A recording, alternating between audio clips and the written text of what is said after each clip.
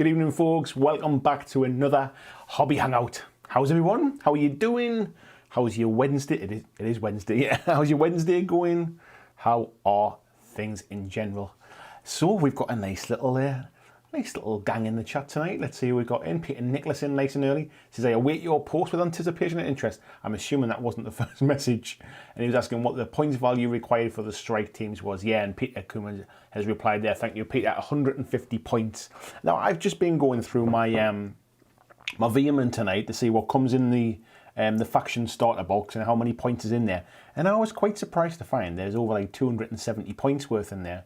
So I've had to narrow it down so that I don't end up paying too many for the challenge, and I focus on painting the right ones, if you like. So I've managed to organise that down to 1, 2, 3, 4, 5, 6, 7, 8, 9, 10, 11 models. That's not too bad. I can paint 11 models. Well, I can paint 10 because I've already done one. So there we go. Scott Longworth's in as well. He's been building these space squeakers as well. Krabby Vision's in. Lord Technopan says, can't watch tonight live, but he'll be mellow out to the stream when he gets the chance. Lord Technopan's, nice to see you call him, mate. I know I always look forward to your comments the day after, mate, so I appreciate you doing that. David Moffat's in. Today is day one of at least 6 days in a row of work. I'd be back with a vengeance. Have a great show. Thank you, David, for calling in and saying hello. Christian's in. Hello, mate. How are you doing? I assume this is your week off from the D&D campaign. William Jones is in as well. Says all is well. well sounds like it's kind of like it's all right. Peter Nicholas is having a bit of chat there. Barry Kleiber's in. Says howdy, howdy, howdy. Peter Kuman is having a chat there and he's saying 850.8 much. Yeah, I thought it would be more for the space rats. I thought it would be a few more, but it hasn't been too bad at all. Aggression's in, even to you, sir. Blizzard says hello, Jack Blackers. Hello to you, sir. I just saw something flash. I'm sure you'll all see it come up in a second, so I'll mention it when it comes up. Devon Turner says hello, everybody is. Hope everyone is staying safe and healthy. There it is. Thank you very much, Terry Bass. Much appreciated, sir. I haven't actually got your name in the chat yet, but yeah, thank you, sir. Really is appreciated. And thank you for all of your support as well, sir. John Estleton, even though he's finished the ironing, so it's more frog painting for him tonight. Nicely done, sir. Get your priorities right. Get the paint. Get the chores out of the way. Matt Mountain is a new member as well. Thank you very much, Matt. Bye. I'm feeling the love so early in the stream. I haven't even showed you my awful painting yet. I've lost my plot of where I was up to now. I think we chatted to them. Tony Howell's in as well. Hello, Tony Howell. Terry Bass as well, saying there, good evening, Mrs. and Mrs. BlackJack Legacy, and everyone on the hangout tonight. Hope everyone's well. I'm very well, thanks, mate. My young child is if I had any hair, I'd be pulling my hair out. I think he's getting a bit stir crazy now with this whole lockdown thing, and bedtimes are becoming quite stressful, I would say. So yeah, they're getting later and later as he gets kind of like more and more. Obviously, the sun's out. He's wide awake with the sun shining through the windows. Yeah, it's quite stressful at the moment. But to be fair, there's a lot worse things in life than a 3-year-old who won't go to bed. So yeah, I'm pretty well off in the grand scheme of things. Josh Price is in. Good evening, Josh Price, and thank you very much, mate, as well for. I think you might have just dropped off the bottom of the screen with Terry's and Matt's comments there, but I think Josh, you just joined the Patreon this week as well. Thank you very much, mate. David Delaney, I think I've said this every day for the past 2 weeks, but I'm finally going to finish my clones. Do it, mate. Hold yourself accountable for it. Do it. But welcome to the chat, fella, as well. Mark Bericlos in as well. Got his Mason Labs on the table. Bewsey's in. Hobby Hangers and Blackjackers. Yoakum's in as well. Good evening, Yoakum. He says, hi, folks. Jimmy G's doing these Huskarls for Kings of War tonight. I was told, mate, I was either going to do my Brock Riders tonight, but I thought, at the minute, I'm on track with Kings of War. I need to get my my Deadzone done for the... If I start a challenge, at the very least, I need to finish it as well and complete the challenge. So yeah, I thought I'll use this opportunity to get some more of my Deadzone done. Six in the Head's in as well. Good evening, Palmsy. Says, I may not have just ordered Dreadball Extreme for a stupidly cheap price. Yeah, for anybody that wants 3 Dreadball teams, Mantic are selling Dreadball Extreme at the moment on their web store for £10. And you can also use my code which is Andy is my hero, which will get you 20% off that as well. So £8, and you get 3 Dreadball teams in that. That can't be bad, can it? Where are we at? Arnold's in as well. Good evening, Arnold. How are you, sir? Brad Jimenez says hello. He says, sorry, he's late. Yeah, you're not late. According to the chat, mate, I think you're 1 minute. 1 minute late. I'm sure that's all right. It'll took you a minute to type that. We've got BKM BBQ afternoon. Says checking in from work for a bit. He heads to the local game store and grabs his recent order from GW. More Bone Reapers for the table. Nice to see you there. Continuing, mate. Terry's donation come through there as well. Thank you very much, sir. Like I said, very, very appreciative of that. Tony's finished these building projects, so he's doing a bit of painting. Tim Kelly's in. Nice to see you, mate. King John says, hey, Andy and everyone. Getting deliveries done in the wild town of Pampa, Texas today. Wow. You're not in the Panhandle, or is it still the Panhandle? Kieran's in as well. Said, evening, chaps. Just super glued his fingers together. Damn you, build night. Kieran as well. I think you upped your pledge as well this week, mate. Thank you very much. Hugely appreciate it. Luke's in as well. Nice to see you, mate. Matt joining as a member there as well. You get the coveted little the coveted little logo there and the green name there. Thank you very much. Mike H is in as well. Says, made a stream. Keep up the great work, BlackJack. Thank you, mate. Mountain Gremlin Games. Good evening to you. Tim's just been enduring a family game of Trivial Pursuit. Glad to be here. I think we've got the family quiz on Friday, mate. So I know exactly what you mean. We've got James Zorm is in as well. It's building some night haunts this afternoon. Matt's saying there that it's woo, it's paint night. VJ's in, nice to see you, mate. VJ, I saw you in the Agents of Sigmar stream last night. I just kind of sat and watched it in the background, listening about the RPG thing. I didn't want to really chat and kind of distract things, so I thought I'd listen out. But it was good to see a familiar face in there, mate. Scott Longworth's in as well, seeing his son's having a total meltdown at the moment. Yeah, I think it's the weather and the bright nights and the lockdown and everything, mate. Where are we at? ICP Inkerman's in as well. It's in Evening Jets. He's colour testing his flea bags.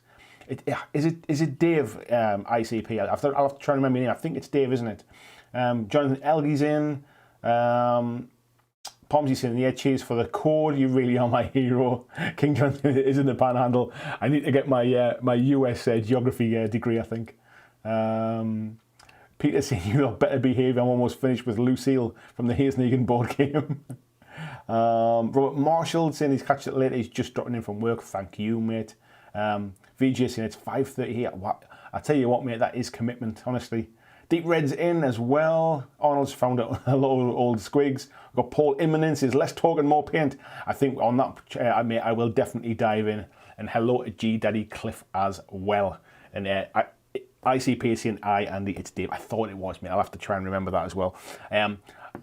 I'm not good with names, so if I get anybody's name wrong, I apologise. As you can imagine, I have one or two that I have to try and remember. So, tonight, what are we painting tonight, folks? We're painting more of the Rat Boy. So this is the one I did on the last stream, and he is now completely finished. So that's all done and dusted. So that was the first of my Space Rats done. Probably better than my basic standard, I would say. Probably not as good as he could be, but you know what? Once they're all on the table together, I'll be happy with that. So tonight is a bit of a change. We're going to be painting, I forget what he's called now, the Projagator, I think it is, who's basically the leader model. We're going to be painting this fella. So yeah, let's just shut the hell up and get on with it, Birdie. Get on with painting a bit. Actually, I'm going to start with the contrast grey, which I'm going to use for his trousers. I very kindly had to go back and watch my own video to find out my list of all my colours, make myself a little paint list so I remember what colours I was using. VJ saying, Mantix 15% code off his thank you, in case anyone hasn't mentioned it yet and just saw it in his inbox. Not sure if it stacks with Andy is my hero. It doesn't, mate. I checked to make sure it doesn't stack. It basically just says that you've already used the code. If you try and stack it, what will happen is it'll basically overwrite it, I think, with whichever the last one you put in. So don't try and put mine in and then put the Mantic one in and stack it. If you're going to use it, use my code. That'll get you 20% off. So, if I am now all fingers and thumbs, I've put paint in the way of my brushes. I'm trying to get my hand on a brush here. Excuse me. There we go. Peter saying yes, it's a progenitor with chemical grenade launcher. There you go. MVG says copy that. Right, folks, let's get cracked on. How is everybody anyway? Let me know how your week's going. How are people feeling at the moment? What's the general mood around people? Are they feeling a bit calmer the longer this goes on? Are you starting to kind of get your head around lockdowns and stuff? Are you actually are you getting a bit more stressed about it? Is it starting to become quite stressful? How are things in your country or in your region? Are you starting to see some restrictions released? I saw, I think it was France are starting to open some stores now as well, and I know Germany did some stuff not too long ago. So it's all a bit strange at the minute, especially in the UK where we've got Scotland and Wales doing one thing and England doing something else. I'm confused as hell, but I will continue to do my job from home as I can now, which is amazing, folks, by the way. So thank you to everybody that is a Patreon, everyone that's donated on the live streams tonight, especially as well. It's especially you guys go above and beyond, so thank you so much for that. But yeah, it's very nice to have such a wonderful supportive community. Thank you. So yeah, let's put the grey I've put onto his trousers. I'm going to put some across his knees as well, because they'll be silver at some point, but the grey is a nice background colour for that. Where are we at? Palmsy said he's had a few down days recently, but he's picking up again. To be honest, mate, I'm much the same. I mean, what I would say is, like, having this as my job now is probably sort of keeping me on the straight and narrow a little bit as well. It's given me something to focus on. It's frustrating because I want to do more than I currently am, and that's not possible because of like looking after my son and that as well. So, and obviously he comes first without a doubt. So it's quite frustrating at the same time, but things could be a lot worse. I'm trying, and when you're feeling a bit down and a bit kind of down the dumps about it, it's that doesn't easily kind of come across, and you don't remember that. But I'm just trying to keep reminding myself, you know, I'm in a very privileged position, kind of getting to look after my son, get up every day and do a job that I love now. Things could be a lot worse, so you've got to count your blessings, I suppose, when you think of the positives, but it ain't always that easy. So I'm just mixing a bit of water. I found all these little dropper bottles when I was originally going to move all of my GW paints across the dropper bottles. I tried to do it with one and it was such a pain in the backside. So I've just started putting like water and thinners into them now. As you can see, I've marked them up as well with a big red T and a big blue W, so I don't get them mixed up. So just to try and so I've always got some clean water rather than to mix my paints. I thin my paints with, rather than using like a dirty wash pot and stuff. Excuse me while I have a drink of coffee. Luke's saying, to be honest, he's struggling a bit this week. Trying hard to keep himself busy, but finds not getting as much done. Frustrating himself. I've been getting a bit snappy as well. I mean, my wife is an absolute angel, to be fair, to put up with my moaning. She's put up with me moaning about my day job for the last however many years, and now I'm out of that. Obviously, she's hoping things would be less moany from me at that point. And to be fair, I am much happier. It's not like I'm not kind of. It's not like I'm doing this now and it's worse. But yeah, I'm struggling to kind of find what a new normal is. I think for me at the minute, and I think what I found is, I think I appreciate some time on my own more than I realised actually.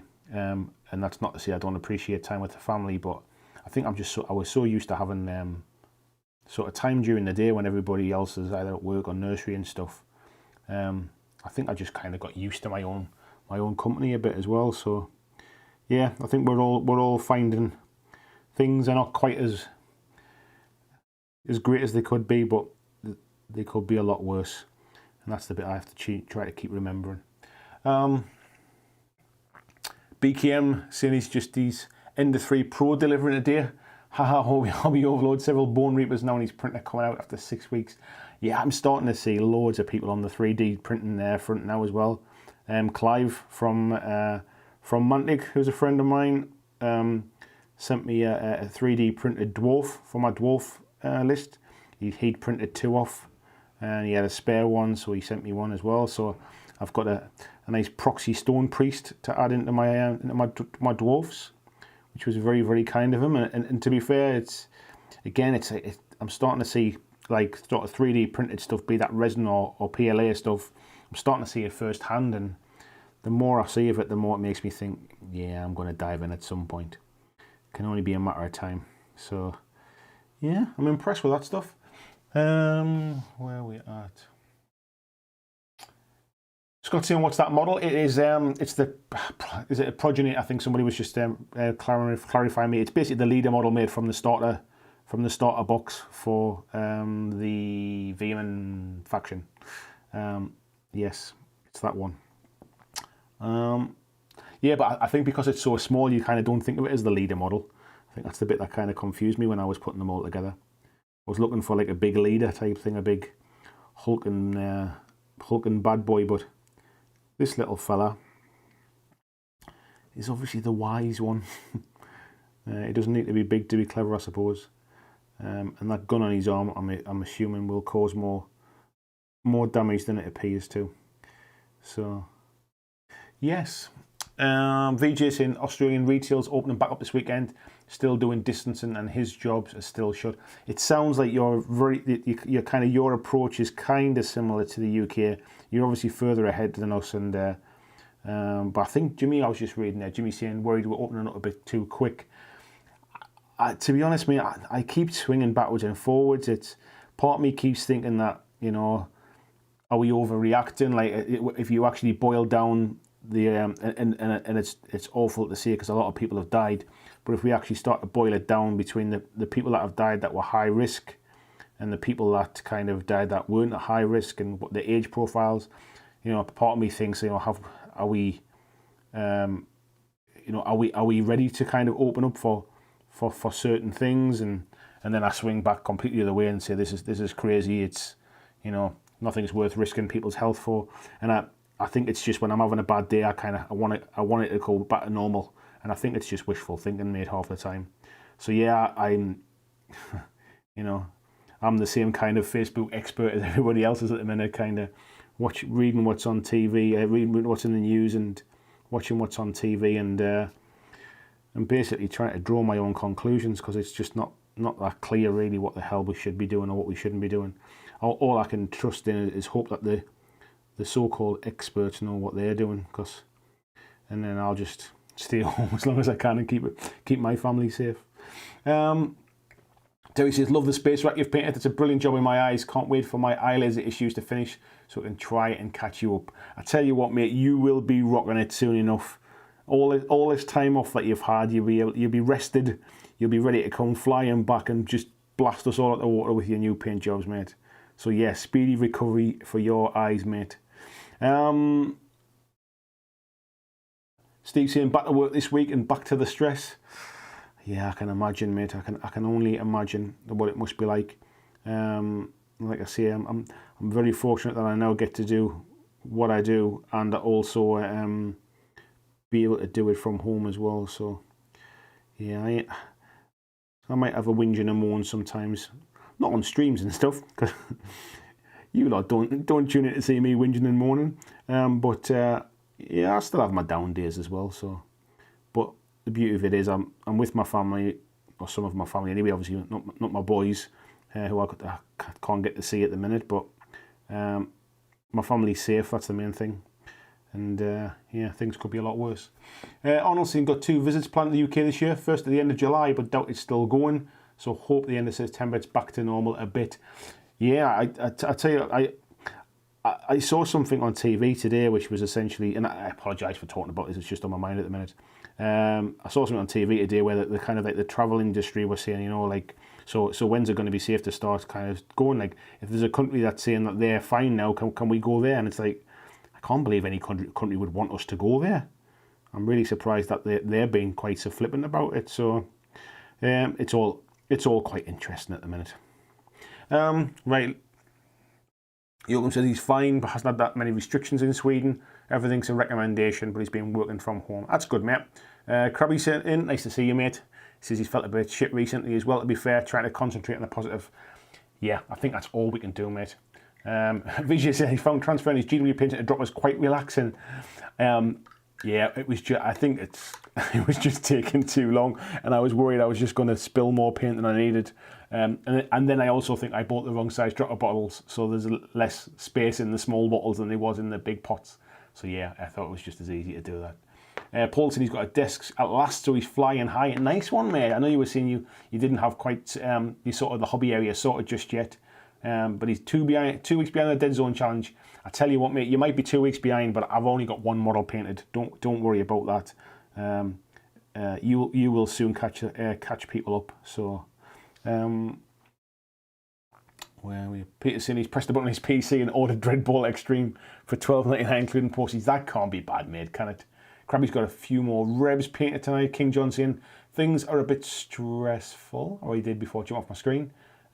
So many deliveries since brick and mortars are closed, and work's got him a runner for 4 days. Work's going 7. I tell you what, mate. I mean, thank you so much for what you're doing, and everybody else that has to go out to work at the moment as well. Like I'm saying about, you know, how I get to stay home and look after my family. It's not that there's a lot of people, yourself included, not that lucky, and you have to kind of go out there and do your job. So yeah, just stay safe, mate. Jonathan says, Tim was saying Sunday night's announcement by the PM got me right down. Pubs and restaurants might open in July. Do you know what, mate? It's a really hard one, because I know obviously your job's reliant upon that, but I honestly my bigger worry is, and I tell you what, this is the last I'm going to see on the matter now before everybody just tunes out, but my bigger worry is that I don't know how half these things are going to be able to stay open. They're not going to be able to allow the same numbers of people in and crowd pubs and restaurants in like we used to. So how do these social distance people and then still stay open? Like, either prices are going to go up, or basically they're just going to close. So anyway, right. Luke said he's missing his friends now. Zoom's great, but it's not a replacement. I'm not that much of a socialiser, I'm honest, mate. I've kind of got one friend really who I go to the pub with probably on it once monthly or something like that. So yeah, that side of things it's not really affected me so much. Mine's more just being able to kind of go for a cup of coffee and kind of sit and chill for a bit, really, I think. Yeah, Peter's saying he's used to having a bit of time to himself as well. VJ's ordered his Frozen Sonic Mini on Monday. Nice one. Jonathan, sorry, he said his mum got taken to the hospital a couple of days ago and thrown himself into the hobby. I hope all's well, Jonathan, as well. I mean, she's obviously, if she's not well, she's in the best place to be getting looked after, mate. So I really hope a speedy recovery for her as well, buddy. We've got Lord Novus in. Good evening, Lord Novus. How are you doing? Terry says, only 28 likes and nearly 60 friends watching. I've not even looked to see how many people are watching or anything like that. Let's have a quick look. 62 people watching. Right, I'm going to start talking about hobby again now. You didn't hear me just because I've had a bit of a down day about stuff. I'm back to normal now. Let's get back on talking to friends. That's what we're all here for. And get some painting done as well. Getting distracted there. Christian says he's been eyeing up the Frozen Transform if the Elgoo Saturn doesn't release this year. Is the Elgoo Saturn the newest one, mate? Is it bigger or something like that? Robert says, once asked his boss to be a hero, and he said, serve over... Oh, sorry, let me just something covering it on. Once asked my boss how to be a hero, and he said, serve overseas and do what has to be done. I asked the same question weeks ago, and he said, sit at home with your pants and chill. Nice one. VG says, the main thing I'm excited for with the Frozen is learning how to sculpt my own minis. Have you tried doing any sculpting already, VJ? Because obviously you can do that kind of stuff through, what's it called, like things like Blender and stuff, can't you? You can already do that kind of stuff in advance, I suppose. Have you been trying to do a bit of that? I'm telling you what I do, mate. That sounded like I was like, so what are you doing then? So sounded like I was trying to be dad there. Where are we at? John Bingham's in. Good evening, John. How are you doing, mate? He says, evening all. Got this on in the background, just painting some Warcry and Kings of War at the moment. Veer-Myn look great. Thank you very much, mate. Nice to have you on board for the chat and the hobby chill this evening. Scott's saying, is that Restic model that come in the starter? I don't think this is Restic, mate, these ones. It is the one that comes in the starter, and it's the one that's not hard plastic. But actually, the quality was pretty good, isn't it, mate? Some of the old Mantic stuff, like that weird Restic kind of weird plastic resin mix stuff, whatever it was a bit awful. But this one actually was a lighter colour. It was almost resin, but it wasn't resin. I'm used to the really poor stuff being like a sort of funny condition. But Brian Martin says he's just switched his name over to match the Facebook group no more. I never put 2 and 2 together, mate, that was you. Hello, Brian Martin. How are you doing, mate? Luke's saying he's well behind the Deadzone project. Everything's out of stock. Yeah, I think that's partially my fault, mate. I think they had a massive run on stuff when I announced all the Deadzone stuff, and they sold out of a lot of things. So yeah, I'm kind of partially to blame for that one, unfortunately. Right. Lee Reynolds is in. Good evening, Lee. How are you doing, mate? Luke's saying Veer-Myn are the Forge Fathers. The Veer-Myn's out of stock now as well, mate, are they? I know a few people picked them up, but I think they were still in stock, unless they've gone now as well. Arnold, thank you very much for your donation, sir. That is hugely appreciated. It's things like that that keep the lights on, as they say.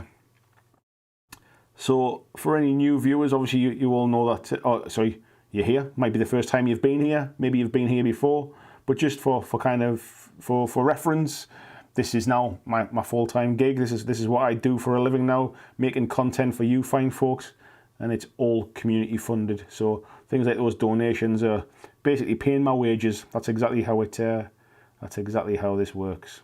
So thank you very much, anybody that has donated either today, previously, or in the future. Let me just get some more. I'm just using this black contrast paint, the grey contrast paint, sorry, and I'm just doing it where the cloth is. Oh, you can't even see it. I'm not even on the screen. That was a waste of time, wasn't it? Where are we at? Mike H said he's been zooming EOS. It works, but not the same. I can't even imagine trying to zoom kind of like a game like that. That must be very difficult, but better than not at all, I suppose. That's the trick, isn't it? Right, what else do I want to put onto this? I put a little bit of this contrast on where the weapons are. So let's get that weapon done, and then we'll pick some details out once that's dried. I think I'm gonna the piping as well. I think I'm going to stick the piping to be that light blue colour that I put on the big model as well last week. I liked how that, just for those that didn't see it, I liked how that kind of blue contrasted with the reds and stuff. And I even used my toothpick trick as well to pick out all the bits of studs and stuff on the armour. So maybe I'll do a video on that someday, just to, for those that don't watch the live streams, it's them little tips, isn't it, that kind of help folks out. So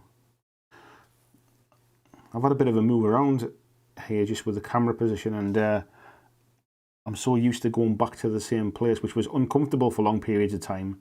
But actually, I was always like back on camera. Now I think I keep moving off camera now. I need to kind of readjust where I work, and remember to keep. Only 38 likes. We can do better than that, folks, can't we? We can do better than that. Where are we at?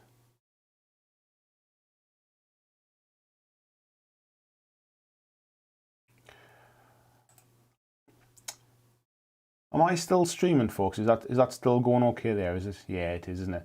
It's just for some reason something seemed to stop here, and it was asking me to verify my account. So I'm not too sure about doing that one. Yeah, everything's all right. Let's not worry about it at the minute then. I'll worry about it when it comes to turn the stream off.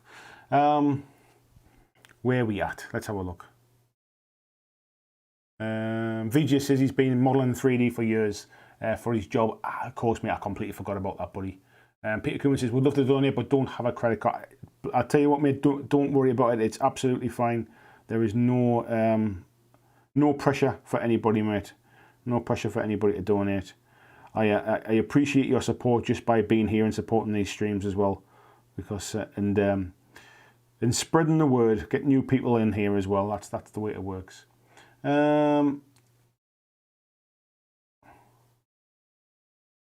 David saying he's not downloaded a few systems for Legion yet. VG says probably start off the shelf buddies and then add details. That'd be pretty cool, mate. I'd like to see what you do as well, mate. VG says it paused for a second, but it's back now. Yeah, it seemed to kind of stop like spinning on my screen as well. I wasn't sure if it had gone down or not. Brian saying, what's up, Andy, everybody? Hello, mate. How you doing? Busy going through his Warlord package. What have you been buying, mate? Busey saying, stop for a few seconds, but it's back.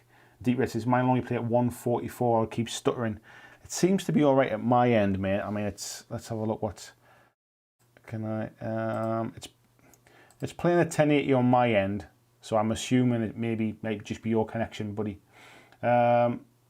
Luke said he's going to play the new Eric Lang Kickstarter game, Anchor on Tabletop Simulator, tomorrow night. Can't wait. Speaking of Kickstarter, I see that, oh, what's it called? Mythic have got a new Kickstarter as well at the moment, which is their Hell game.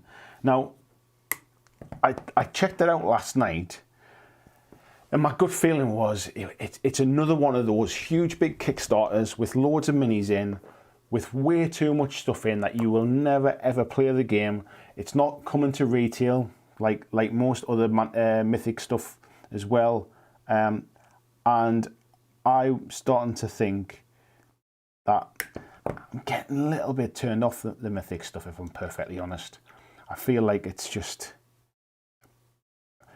I think that the thing that's kind of turned me off a little bit is the fact that some of their older games were hugely delayed. Like things like Joan of Arc took forever to come out. Oops, I've just took a load of paint up into my water bottle there.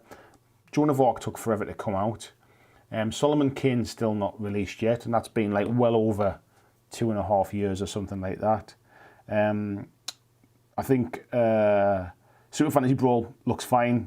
We got the update today. It's delayed, but I can kind of cut them some slack for that one. It's you know we've got some other issues at the moment, but it's the fact that nothing ever goes to retail, and then like Joan of Arc seems to have been fixed if you back the 1.5 version. I just get the impression that these huge big Kickstarted games are never ever going to, especially with all the expansions, they're never ever going to be play tested enough until they actually get out there in the public eye. And then when they do get out there in the public eye, then they kind of like, they get fixed with a 1.5 version. That's my worry about these massive big Kickstarters. What's folks' thoughts about it? I mean, Luke, I know you bought the what's it called? The Regbusters one, and you seem to be pretty happy with that one, mate. I've not really kept up with the noise around it. Is there any issues with it? Deep Red says, I live out in the sticks, but it's never been this slow before. I guess the aliens are watching too. They come to take the planet whole broadband. Yeah, maybe everybody's trying to do something tonight, eh? VJ says, if a company did Kickstarter and it still wasn't out in 2.5 years, they wouldn't be getting any more of my money. Yeah, I mean, to be fair, they've got Solomon Kane still to release. They've got Joan of Arc 1.5 still to release. They've got, what was the last one? Super Fantasy Brawl still to release. They've got something else that they're doing still to release. Here's another one, Hell, is now coming along as well. I always worry when there's way too many stuff on, and they've got no track record of kind of like sort of failing to supply sort of folks or anything like that. Obviously a lot of delays, but yeah, I'm just, I kind of get a weird nervous feeling about it based upon nothing more than I'm just not I wouldn't put my own money into it now, I think. Christian says he's at a 480p as his current PC is a piece of crap. It doesn't have a graphics card, waiting on his CPU to be delivered. Nice one, mate, build a new one. Kelly Cordell says, plus the rules are constantly changing. Yes, Kelly. Hello, by the way. Yeah, that's kind of what I'm thinking as well. This seems a bit funny. Kieran says he was a Mythic fanboy. Feel the same as you about them now. I've asked for refunds for more recent stuff. Think there's a ton of bloat wrapped up in veneer, and that's worn off. That's kind of what I'm thinking. I mean, I was really lucky, to be fair. When Az was working for Mythic up in the northeast in Newcastle, I had a good relationship with Az, starting to kind of do a little bit of stuff together, and he arranged for Joan of Arc to be sent to me, basically, so I didn't pay for Joan of Arc. However, as much as I think the quality of the miniatures and the packaging and the kind of like the actual display and the contents of the game, I think are first class. I think they did a really good job. I just feel like there is way more stuff there than I will ever get the chance to play with. Like, as an example, I backed Hellboy myself with my own money. I didn't go for any of the expansions, and to be fair, I've not played all the way through Hellboy yet, so I was wise not to back those expansions. I didn't back the expansions for Gotham City Chronicles because I knew there was enough gameplay in the box that would kind of take me years, even if that included sitting painting the miniatures and all that kind of stuff, to be fair. So I'm always wary. Like, so what they're saying is there's no kind of gameplay add-ons. There's like a load of expansions are in the box, basically. I think it's like 12 or 13 expansions or something like that, or 12 and 13 like mission stories, which have a box each. It's a huge, big sort of delivery, if you like, and it seems like a lot of stuff. And I'm just, from the track record of what I've seen from Joan of Arc and from what I've seen with basically how delayed Solomon Kane was, and what they've said for the Solomon Kane one was because of the amount of text that they had to write for all of the cards and the scenarios and the missions and stuff. I start to feel like it's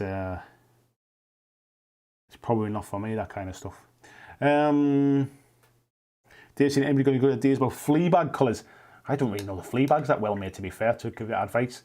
Bobby's saying, even though I've been playing for 11 hours now, how long do you last before going cross-eyed? I don't last 11 hours, mate, that's for sure. Mike's saying, no more Kickstarter, still waiting on God tier banners. Did they not deliver everything at once, mate? I assumed with it being a relatively small thing that it would have all come at once. Where are we at? Luke saying he's a fan of Mythic, but Steam, whatever, and Hell just didn't interest me. It's all too much, and we've got enough amazing games. Yeah.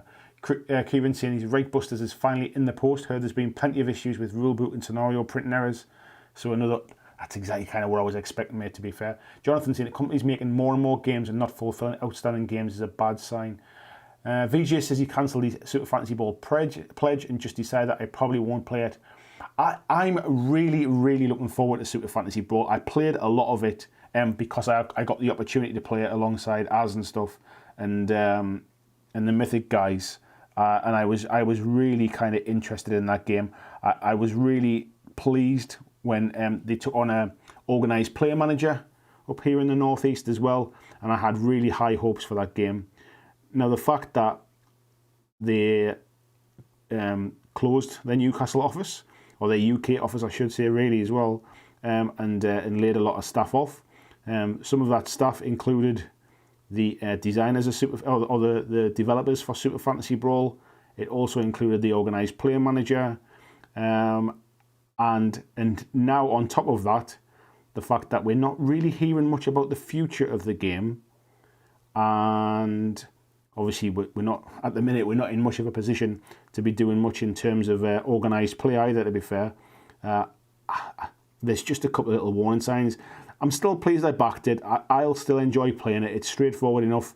I'll enjoy playing it for home games, and if we get to a point where we can start playing sort of out in public again, then I think it'll get some play time as well, because I did like the game. I just kind of worry that it's not going to be the kind of the mass market game that I thought it was, because in theory if everything goes to plan, or everything goes to the original plans, this will be Mythic Games' only retail game. And that always worries me as well about games that don't go to retail, because there's kind of like no reason to support them once Kickstarters have got it and everybody's bought it. So they're almost forgotten about, and that's why instead of just fixing the rules, they do it as a 1.5 and make everybody back it again a second time. And yeah, Mythic have got a bit of a track record for that at the minute, so I'm a bit nervous about their stuff. Like I say, it's just a good feeling. It's not based upon any kind of inside information or anything. It's not even based upon the fact that they've kind of let me down or anything. It's just based upon getting like kind of bad vibes about it, I suppose. Where's all these jumping off the top?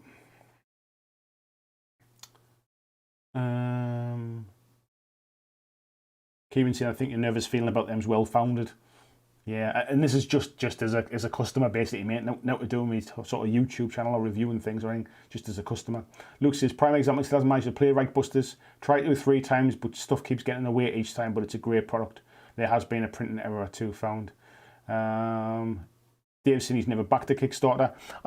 I've been really fortunate, mate. All of the Kickstarters I've backed, I've been happy with what's arrived, but I haven't backed lots, to be fair. The first thing I ever backed was Walking Dead, which I was absolutely over the moon with, really pleased with that, and that gave me kind of a good feeling about Kickstarter.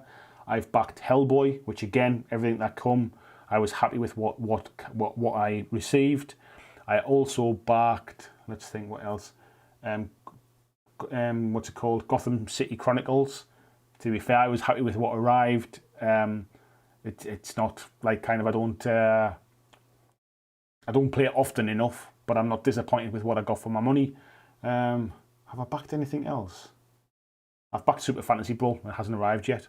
And I backed Resident Evil 2, and again, I was kind of happy, 99% happy with what came in that as well, really. And they've all delivered roughly on time, to be fair, so I've not been disappointed, really. Deep Red said he backed the Battleground Men of Hawks Hold, because they're deck card printed armies. Christian said, Super Fantasy Brawl will be the last Mythic product I'm going to back, avoiding Kickstarter this year for miniatures and games, although a few 3D printing Kickstarters have caught my eye. The 3D printing ones, I kind of don't mind too much about, because they're going to send you files. Like, that's the whole point with those things. You're going to get files for them. So I don't actually mind that kind of stuff. But when we're relying upon sort of Chinese production and stuff, like Mythic sent that mail today, basically, that said that what they're doing now is all of the product is being packaged in China and then shipped to the different hubs, which is what they ended up doing for Joan of Arc, and there was a load of mistakes, I think. Like, for example, I got sent French rule books and stuff instead of the English ones. But I think, what was I going to say? They're all going to be packaged up in China and then sent to the different regions to be distributed. So they're still saying we'll get it this summer, but we'll see. We'll see. Says he did back the level up gaming table. Oh, I saw that, mate. That was the kind of like the riser thing, wasn't it? That basically like lifted up your game board so you can get like food and drinks on the table underneath it. I thought that was quite neat. I quite like the Game Toppers one that was on Kickstarter a while ago as well, but they weren't shipping to the UK. It was US only, I think. Kelly said, wish I could trade Gotham City Kickstarter for a Hellboy Kickstarter. Now, not a big fan of the Gotham City one, mate. I think that I was quite happy with the miniatures. And the game was actually quite difficult to understand at first, but I did persevere with it. I went back and I kind of really sat down and kind of forced myself to learn it, which is not what you want from a game, to be fair. But actually, when I did give it a try and I played through it, it wasn't quite as difficult as I first realised. It was just as there's a lot of symbols and a lot of things to kind of get your head around. But once you realise you don't need them all of the time, because those different abilities and stuff only come with certain characters. So unless you're playing them particular characters, a lot of those abilities are not even relevant in the game. Once I kind of realised that, and I just played through it, I actually quite enjoyed it. I mean, it felt like Batman, to be fair. So from that respect, it wasn't a bad game. But it'll not see the table nearly kind of often enough, to be fair. So yeah, I probably would have been better off selling that myself as well, but I love Batman stuff, so to be fair, I'll probably just paint up the minis and that at some point, and have it as a little bit of a passion project, I think. Tim saying he nearly pulled the trigger on Frosthaven, then remembered Gloomhaven sat on his shelf for a few years and then got sold. Yeah, that'll do it. I've seen a few people complain about Frosthaven recently as well, because of them. I think what they're doing is they're charging VAT separately, I think it is. So it wasn't included in the pledge, and I don't know if that's been a surprise to people. And I think that they're also doing something about delivery is variable as well, I think, depending upon a few things. So I think it's almost been a little bit, I wouldn't say underhand, because I don't know the full details, but it sounds like it wasn't completely clear from the start. Williams saying he's back plenty of Kickstarters, always been very happy. Slow at Christmas a lot of the time though. Yeah, slow as Christmas, yeah, definitely, mate.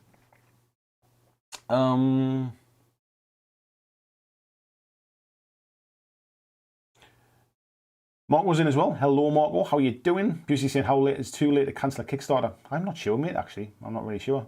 Brian's saying hello. Kieran says he goes back to Kickstarter this year. It'll be really small scale stuff, like arty stuff. Where?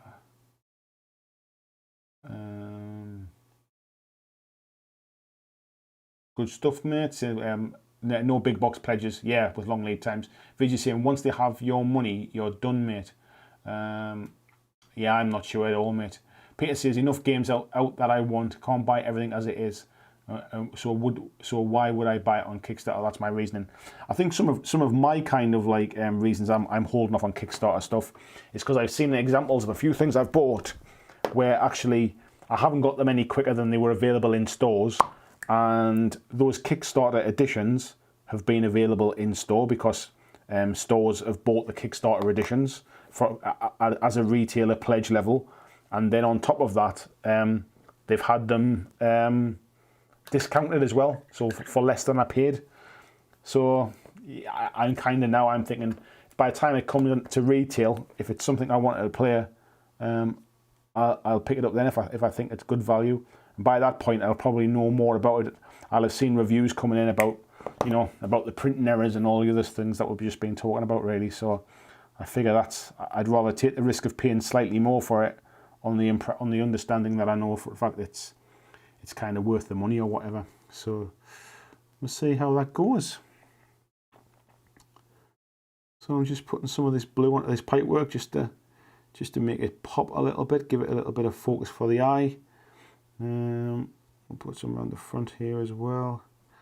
Got Fat Cat in. It says, evening all, work on some scratch build terrain for Deadzone. Nice, mate. Look forward to seeing that in the Facebook group. Thank you very much. Williamson, he thinks he can cancel a Kickstarter anytime before completion date. Yeah, I'm not sure, mate. I've not really... I think it's something to do... I don't think you're entitled to I think it might be up to the company, but I don't think you're entitled to a refund the same way you would be if you pre-ordered something. Like a pre-order and a Kickstarter are classed as different, like legally. So if you pre-order something and it hasn't arrived, you're entitled to your money back because it hasn't delivered, basically. But I don't know if that's different for Kickstarter stuff. Where else are we at?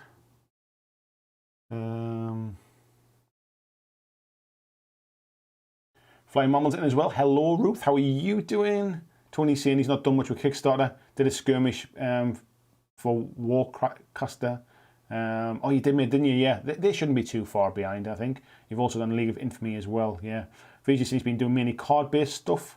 Nice one, mate. Tend to get good art and relative gameplay too. Kelly said first I backed, never fulfilled. I'm surprised that you decided to keep going, Kelly, with another one. I think if the first one I backed never fulfilled, I think I'd be a little bit like, a bit worried about it. I'm just checking there, folks. We've got like 71 people in watching in a minute. A question I had, there's a podcast I listen to, which is like a gaming podcast. So not like video gaming podcast. For all I play very little video games these days, I do still listen to this particular podcast. and they were talking about Twitch and about being a Twitch streamer, and some of the things that you need to get kind of like partnered up on Twitch and stuff like that with them. So the first stage is to be an affiliate, and you have to have something like, is it like you've got to have you got to have 100 subscribers, I think it is, and you've got to average like 3 viewers in a stream or something like that. And then to basically be a Twitch partner, there's another couple of things that you need to do. It might be like 1,000 subscribers or something. But the other one is you need to have an average, I think it was, of like, is it 60 or 70 views for your streams, or viewers in your streams. And I what they were saying was that's pretty much impossible, like to get an average of 70 viewers, like in your streams. And then I thought about like kind of the numbers that I'm getting, and I'm not exactly kind of like huge or anything like that. And it made me kind of wonder that, like, is Twitch a better place for live streaming? Am I completely doing this kind of wrong? Would I be classed as a big fish in a small pond on Twitch as opposed to a tiny minnow in a huge big lake on YouTube? So how many of you watch Twitch stuff along? Like, do you only watch YouTube?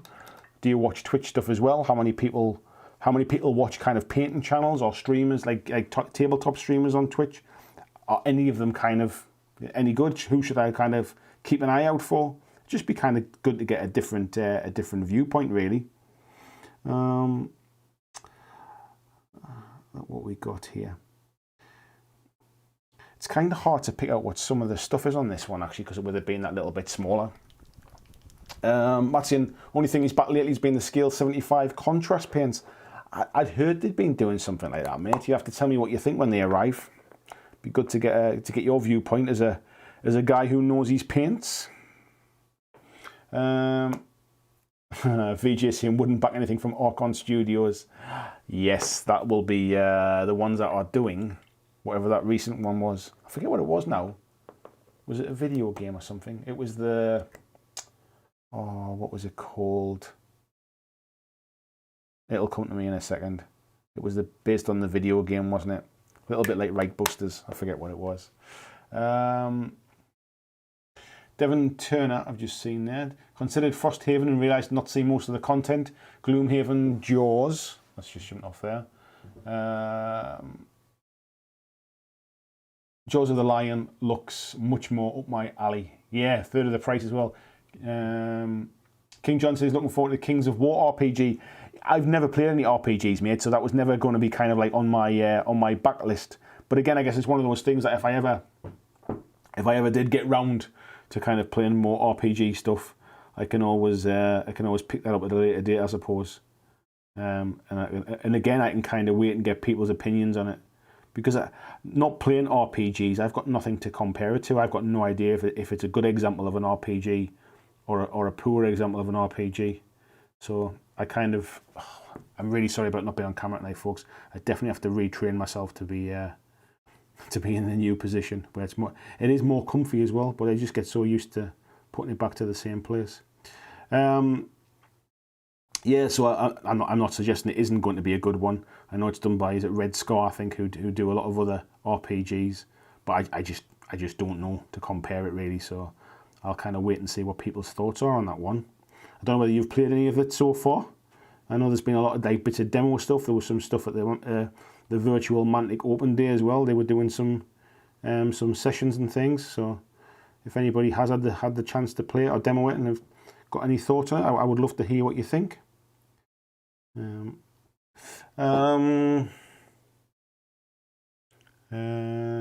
saying, nah, stay with YouTube. Twitch isn't as good. In what respect, VJ? I mean, I don't watch Twitch, so I've got no way to kind of compare it. Why do you think it's not as good? Like, as an example, would it be worth moving all of the live streams to Twitch and just having the videos on YouTube? I mean, I don't think it is personally. My gut feeling says just stay in one place. This is where kind of my audience has kind of grown from. Just stay here. But I don't know enough about it to make an informed decision, really. John Francis saying that Kane needs to get a game set out of his laptop but nobody to play. Yeah, I'm sure we can sort that out, mate. Josh is saying, what paintbrush are you using, by the way? These are Artis Opus Series S ones, mate. I've got them in. This one's a size 2.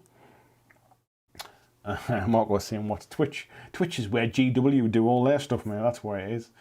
David saying, I started dipping his toe into watching Twitch. Haven't seen much tabletop stuff, but I can't say I've really looked. VJ says he watches some Twitch, but the whole bits thing is gross, and I feel like digital panhandling. I don't know what the bits thing is, mate. I've got no idea what that is. Is that some way of kind of getting tips or something like that? Is it? I'm not really sure, mate. So yeah, maybe it's not for me if that's the case. Peter says you only ever watch Twitch for D&D streams, the announcement streams for new storylines. Interesting, mate. I mean, I know that's where GW do all of their stuff. I don't know why they do it on Twitch as opposed to why they don't do it on YouTube. That's kind of part of what kind of got me thinking as well. Is there a reason why they've split what they do? Why their Warhammer community stuff is all on Twitch, and yet they're kind of like their release videos and stuff and their teasers are all on YouTube. I don't know. Is it just that they're, as a company, they think that you live stream on one platform and you put pre-recorded videos on another? Because in the past they haven't been the most kind of digitally tech savvy when it comes to new tech. I do wonder, but I'm not planning on making any big changes. It's just now I've got a bit more time on my hands to look into this kind of stuff. It just gets me thinking a little bit, really. I'm really sorry about this, folks. I'll tell you what I'm going to do. I'm going to zoom out slightly on here. Excuse me. And then at least I'm going on the camera. Let me at least zoom out, and then it might not be as bad. No, that's not good. The miniature's too small, isn't it? I need to get better, that's all. I need to get better at going back to the same place.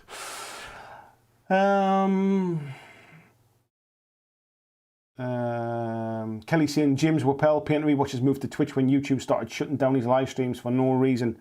I think the reason that YouTube starts shutting down live streams is kind of background music, to be fair. It's one of the reasons I don't put any on mine, because I've heard that even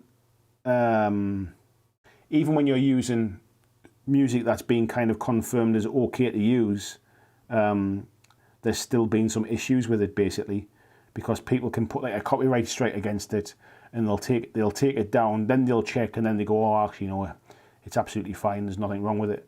But by then your stream's already been taken down. So I've always done all right out of live streams, to be fair, on YouTube. I haven't been too bad. Where are we at? Jimmy saying, don't do anything with Twitch, YouTube and Facebook enough for my old brain. Kind of me as well, I think, mate, to be fair. Joachim saying, I just started with Discord, watch Twitch. Steve says, I only ever watched Reaper Miniatures channel on Twitch. Everything else I watch is on YouTube. Vich says, okay, folks, time to head out for his run. Enjoy, mate. Take care. He says, I've been listening, so keep me all company. I will, VJ. Thank you very much, mate. Where is it? Christian saying, stick with YouTube as his PC can't handle Twitch. Wow, I didn't realise it was that kind of that complex a topic, to be honest. Like I say, I don't watch anything on Twitch, so I'm not that familiar about it. I just kind of the way I've always thought about it is, and I saw something else recently which kind of got me thinking as well, was that Twitch is basically a platform that is based on kind of growing a community around you, and I say this in the loosest term possible, but is more about the personality of the streamer, and sometimes less about like the quality, not the quality of the content, because that's the wrong word, but I mean, like, it's not like polished, pre-recorded, kind of like super edited, like video content, if you like. And I'm just curious, I suppose. You know what, folks? I think he's got like some tools and stuff around his belt. I'm just going to cover them in contrast paint, and we'll pick them out with a bit of silver, I think. And let's not stress too much. Otherwise, I think I'm going to be going blind trying to decide what these things all are. The beauty of the liquid talent of grey contrast paint. I really like it, actually. I started to use it a lot more for things, because it's just a really nice base for metallics and for just some other bits and pieces as well. Right, just getting there, get those bits as well. What I should do actually is I should have my screen lower down so I can actually see when I'm painting and when I'm not. Just get in here and cover those bits and we'll pick them up with metallics. Parsival,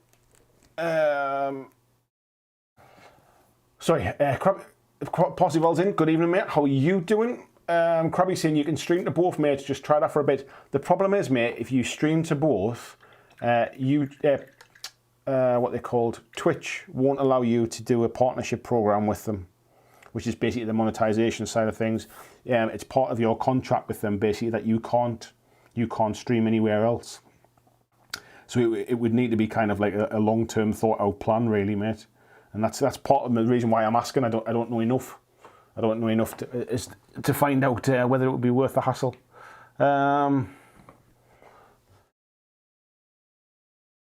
Dave's there saying he's on YouTube, Facebook, Instagram, and Discord, but Twitch seems to be a massive arse around, so never watch it.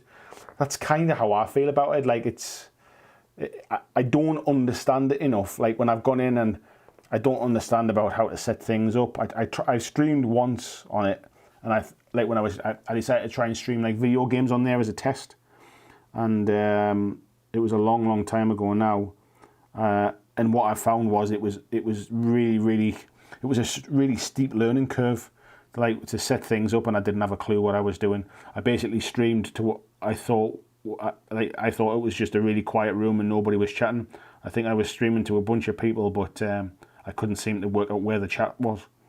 So, as you can imagine, it wasn't the most successful of streams from my side of things, but I kind of rabbited away to myself, just assuming that other people weren't really talking. So, yeah, I think it's a huge learning curve, and if it was worth the grief, I think I'd probably give it a go. But yeah, I don't think it might not be for me. VJ Senior, he's heading out to Dorbury. He'll give us his thoughts on Twitch later. It's just good to get some perspective, I think. Christian saying a lot of stuff is locked out on Twitch unless you pay to watch it. Is that not like the individual channels are not just doing that though? Like the individual channels not locking things out. Is that not how they monetize stuff? Brian saying for what he understands, you can make more money on Twitch. I think you make more money on Twitch because in general, Twitch viewers are more accustomed to kind of tips and donations and that kind of stuff. I think on YouTube it's a bit different. I'm fortunate. I've got a really fantastic community here who do that kind of stuff, but I think it's just less common. I think that's the thing.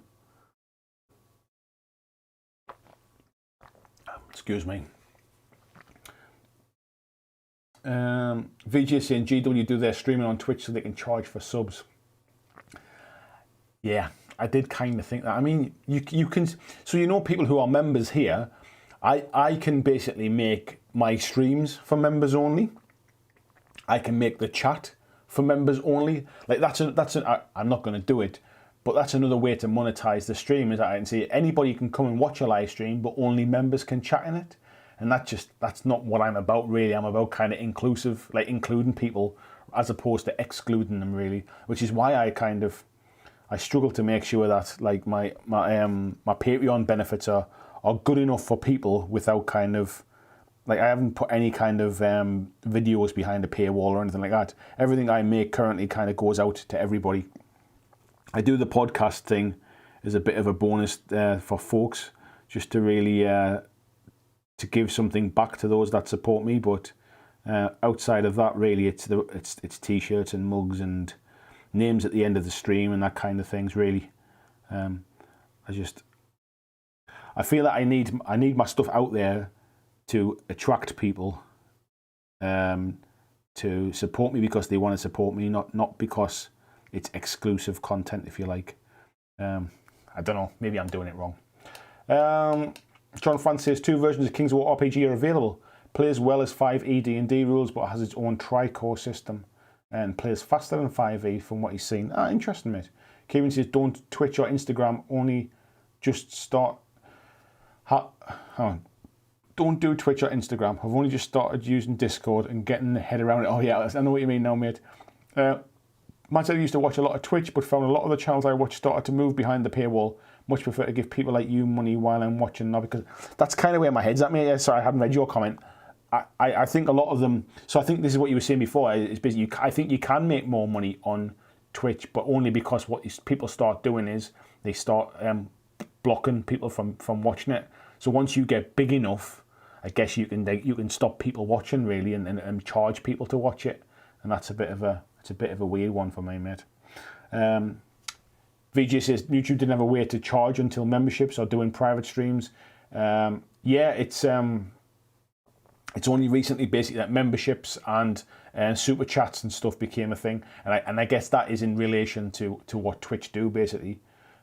Maybe more live streamers were moving over there because of that reason.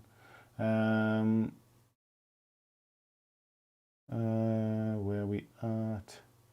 VG saying yeah. Kelly saying since no humans are reviewing the videos, the AIs are being a pain. James never has music. I wonder what it was then, mate. Maybe somebody was just complaining about him, like just being vindictive, basically. Josh says I watch a few live streams on Instagram, but don't use Twitch much. VG saying really is going to do now. John says you watch video gaming stuff on Twitch. I think there's a lot of video gaming on Twitch. I mean that's definitely seems to be where Twitch's kind of main audience is video gamers. But I find streaming on YouTube, I find it just works really well. The software that YouTube have to make everything work seems to be pretty good. They've just updated the YouTube Studio software, which seems to kind of to work fine. I've never really had any issues with it, so I'm quite happy just to kind of stick as I am. Really, that's my plan. I like to explore these ideas. That's all. At the end of the day, it's like if that's where the audience is, kind of move with the times, really. But I don't think they are for my kind of stuff. Peter saying, "Did you stream Pong?" No, I didn't, mate. Wow. Daniel's in as well. Nice to see you, mate. Working on his Forge fastest after a long shift. Good evening. Welcome to the chat, mate. Paul's saying he's backed in a total 67 Kickstarters and only 2 of them have failed. 12 are currently in various states. I tell you what, mate, that is quite the haul there, mate. And Paul says, I don't watch Twitch, but I would if you moved there. That's kind of, part of me thought, would people kind of, if I kind of made it really clear why I was doing it, would people follow me over there? But I'm not really sure what the benefit is, to be honest. I'm sure there is some benefit somewhere, but yeah, I don't think it's enough that it's really worth doing that at the moment. I feel like I'm kind of just pushing paint around on this. You know, sometimes when you get to a point with a miniature where you just think, I'm not really kind of, I'm not doing it justice. I need to keep going with it, I think, and see where it goes. Where are we at? William Jones saying yes for inclusion. That's kind of my point, mate, to be fair. Like, oh, sorry, I'm trying to do 2 things at once there. I always said in the past I would never put anything behind a paywall, but I guess if there comes a point where the only way to kind of to grow and to continue this as a business in the future would be to give some exclusive content, and that would be the thing that encourages people to support me, I might have to look at it, but it wouldn't be much, and my gut feeling says I don't want to do that at the moment. So I don't think it's ever going to get to that stage, but like I think Agents of Sigmar guys, I think they do like sort of bat reps for Patreons only, because they have quite a big Patreon following based upon the size of their channel, to be fair. But I think it's because they do a lot of Patreon only content as well. So no, each to their own. Good luck to the guys.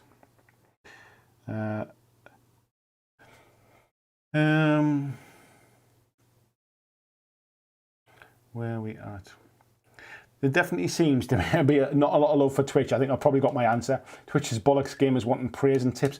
But I don't think that's a Twitch thing, though, is it? Like, if I went over there, it wouldn't change my stream. It's more about. I'm trying to understand is basically YouTube don't really promote streams to viewers really, where Twitch do. If you get to like the kind of roughly the level I'm at, I suppose. I just wonder whether it's I wonder whether I'm missing a trick, that's all. Terry says, oh, where are we at? Brian says, I put off by Mini Wargaming because they put the best stuff in the vault that you have to pay for. I really like Dave, but I don't like Matthew. I think, to be honest, mate, I mean, they are a business and it works for them. So for every one person like yourself that doesn't like it, there's plenty of people who are happy to pay for it. Like the Beasts of War guys or on Tabletop, they have their backstage stuff as well. That's kind of exclusive to them. Peter says you should let the highest tip of the evening give the miniature you a paint and a name for poops and giggles. Do you know what it is, mate? Somebody else once suggested something similar to me, and my worry is, whilst this is my job now, and all tips and donations and Patreon stuff is what pays the bills, I don't want to make it like kind of a who's got the most money or who donates the most money is the biggest fan kind of thing. I don't want to do that. I'd rather people were comfortable to donate and to pledge and stuff whenever they felt like it. I don't want to try and solicit that money. Do you know what I mean? So I'm a bit funny about stuff like that. Terry says, really enjoying this therapeutic time, Andy. Watching you paint the conversation here is always very relaxing. Great colour choice, by the way. Yeah, I think I'm falling back on as Luke will tell you, I'm falling back on both of my crutch colours here. I think in red and blue. But yeah, it kind of worked for. This is the one I painted last week, so. It worked me. That was kind of almost my test model on something a bit bigger, so I could try the colours out. So yeah, eventually these two guys will be alongside each other. I think I'll have to put a bit of wash on that blue just to because it looks like especially on camera, it looks just like a big blue line there, but there is actually some grading into the hoses. So I think I'll put a bit of a wash over it and then pick it back out again. Scott's back in his tent tonight. Nice to see that, mate. Busey's saying there's more trolls on Twitch. Someone the other night talking about oral circumcision. Oh my God. Paul saying, I don't have any particular brand loyalty to YouTube or Facebook. Same would apply to Twitch.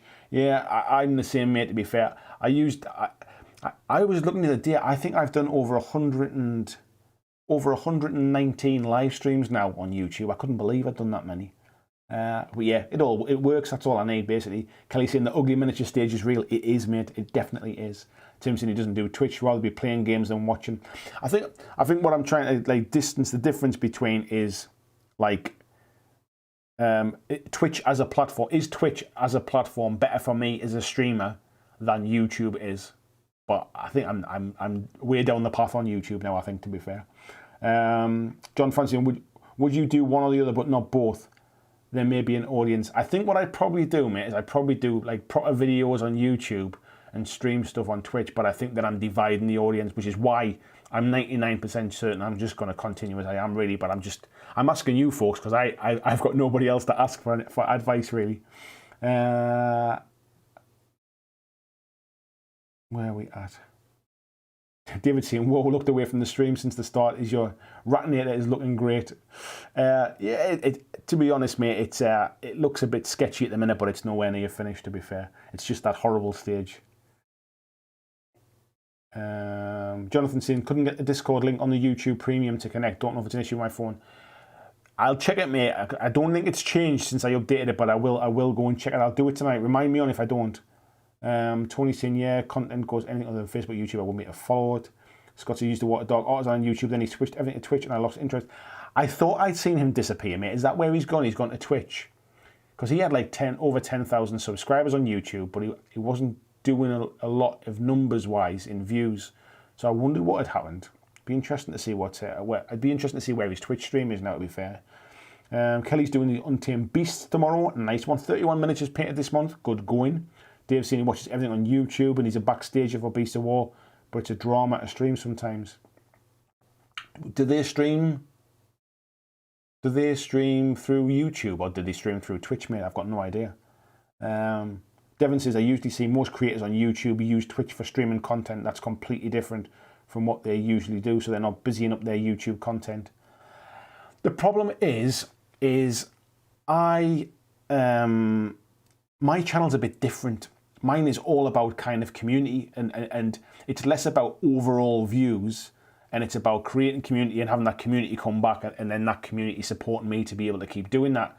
So I think it makes sense for me just to stay in one place. I'm not trying to kind of like trigger the YouTube algorithm to make me kind of like a huge star kind of thing.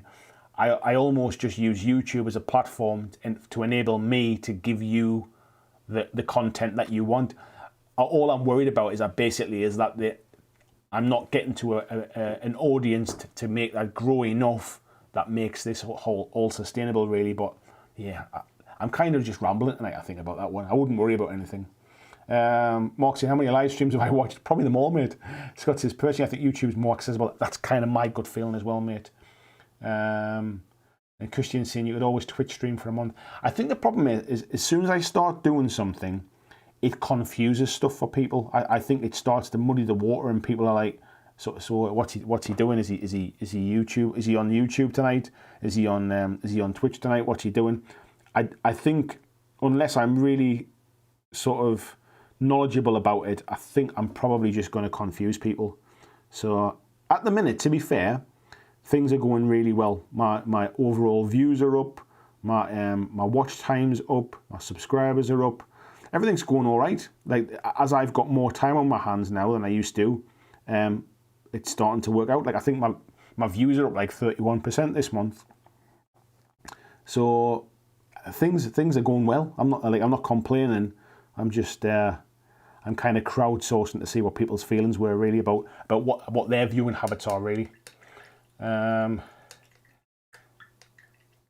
are they saying they stream themselves? Oh wow, it seems like a lot of hard work, if I'm honest, when there's platforms there you can do it. Scott's saying, what do you use on your bases, Andy? I like how they look. It's basically just like sand, mate, and like bits of torn up cork. Maybe a bit of gravel and stuff in it, really, just PVA and stuck on. And then I think what happens is, so I've got these ones here, you can see. So it's nothing flash. It's just by the time I've primed them and a little bit of, what's it called? Like zenithal priming, I think they just kind of like, they stand out a little bit more, mate, that's all. You can kind of see on this big one here. So this one's got like a little, like a bit of base and stuff on it here. So I've put like some kind of like gems in the soil and stuff. That's just a bit of like ripped up cork. Just make it look like ground basin really. And then it's just kind of, I think it's the grey contrast paint and then a bit of grey dry brushing over it basically, mate. I just like to keep them kind of simple really. I don't like to try and take too much away, especially when it's a brighter colour miniature. I think that what happens is if you go too over the top with the basin, sometimes it can really distract it. Where with these ones, it's pretty simple. George is saying, evening, I suppose I'm going to have to dive in and find some Deadzone minis to paint. Please do, mate. It's been doing so much Kings of War recently for a post-lockdown mega battle. Break from fantasy will be good. Yeah, it's nice to do something different. John says, I reckon you got a nice flow from watching the odd video, like the airbrushing ones, to move onto a live stream on one platform. Yeah, I like kind of like the tech side of things. I like looking at the like the technical side of it and understanding that as well. But so I guess sometimes I just maybe got too much. I've got time on my hands when I haven't got time to kind of like to stream or to make videos because I'm looking after the little one. But maybe I've got too much time on my hands to start kind of like looking into stuff, like thinking about stuff and going, oh, like I wonder if I did that, or what about this? What would happen if I did that? And I think that's the problem sometimes. I mean, at the end of the day, I'm really, really happy with how things is going. I mean, since I announced that I was going full time, the support from the community around me, like you lot, has been absolutely fantastic, and it's blown me away. Like it's not where it needs to be in like a year's time, if you like, but then I didn't expect it to be. But I'm really happy with the progress so far. So yeah, I'm not complaining really. Just interesting. Yeah, I think like I say, that the worry with going and doing a Twitch stream is I think I'll just end up confusing people. But hey, who knows? So this is cracking on, isn't it? I think I need to lighten up some more of that armor a little bit more. I think just to brighten it up a little bit. I'm not 100% happy with how it's looking at the minute. I think what it is, I think this is that like restic stuff that Scott was on about before. and I think some of the details are a little bit softer than they were with the plastics, with the hard plastic stuff. And I think what's happening, I think it's like some of the armor panels are almost kind of disappearing into themselves a little bit. It's maybe not as, it's not getting picked out as well. So I can always play with it after the stream's finished as well, though, to be fair. We'll just keep going with it, and we'll see where it ends up. All right, that's all right for the moment. Tim's saying you can stream on Twitch and YouTube at the same time, can't you? But would you split your thing? What I was saying before, mate, is I think what happens is you would split your views in your chat, which makes it confusing. I think the bigger problem is that if, as you grow, Twitch won't allow you to stream on both. Basically, so if you get to the point where you can start to monetize what you do, they stop you streaming on both. If they find out that you've done that, like if they see it happening, or I'm sure they've got some software that detects it, they basically just like shut you down. So you kind of have to make the leap, if you like. You've got to make the commitment to go. So what else do I want to do here? I feel like it's kind of missing some stuff at the minute. I think I need to put a bit of a wash over the base stuff, the beige stuff, I should say. Where's my Agrax gone? That's my non. Oh, there it is. There it is. Terry. Oh, VJ says run and break.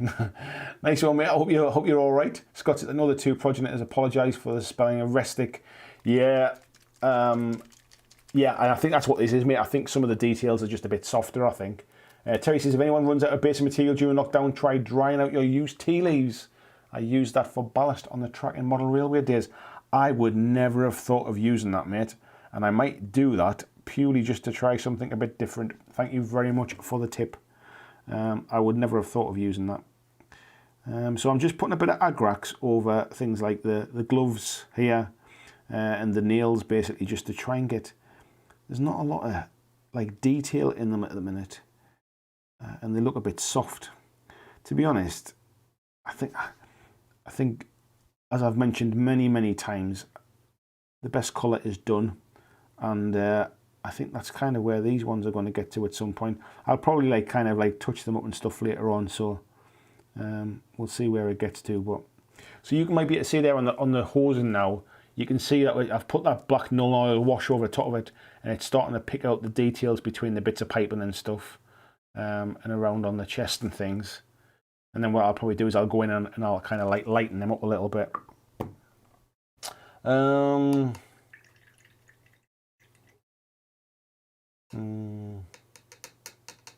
George is saying, anyone got any thoughts on using contrast medium?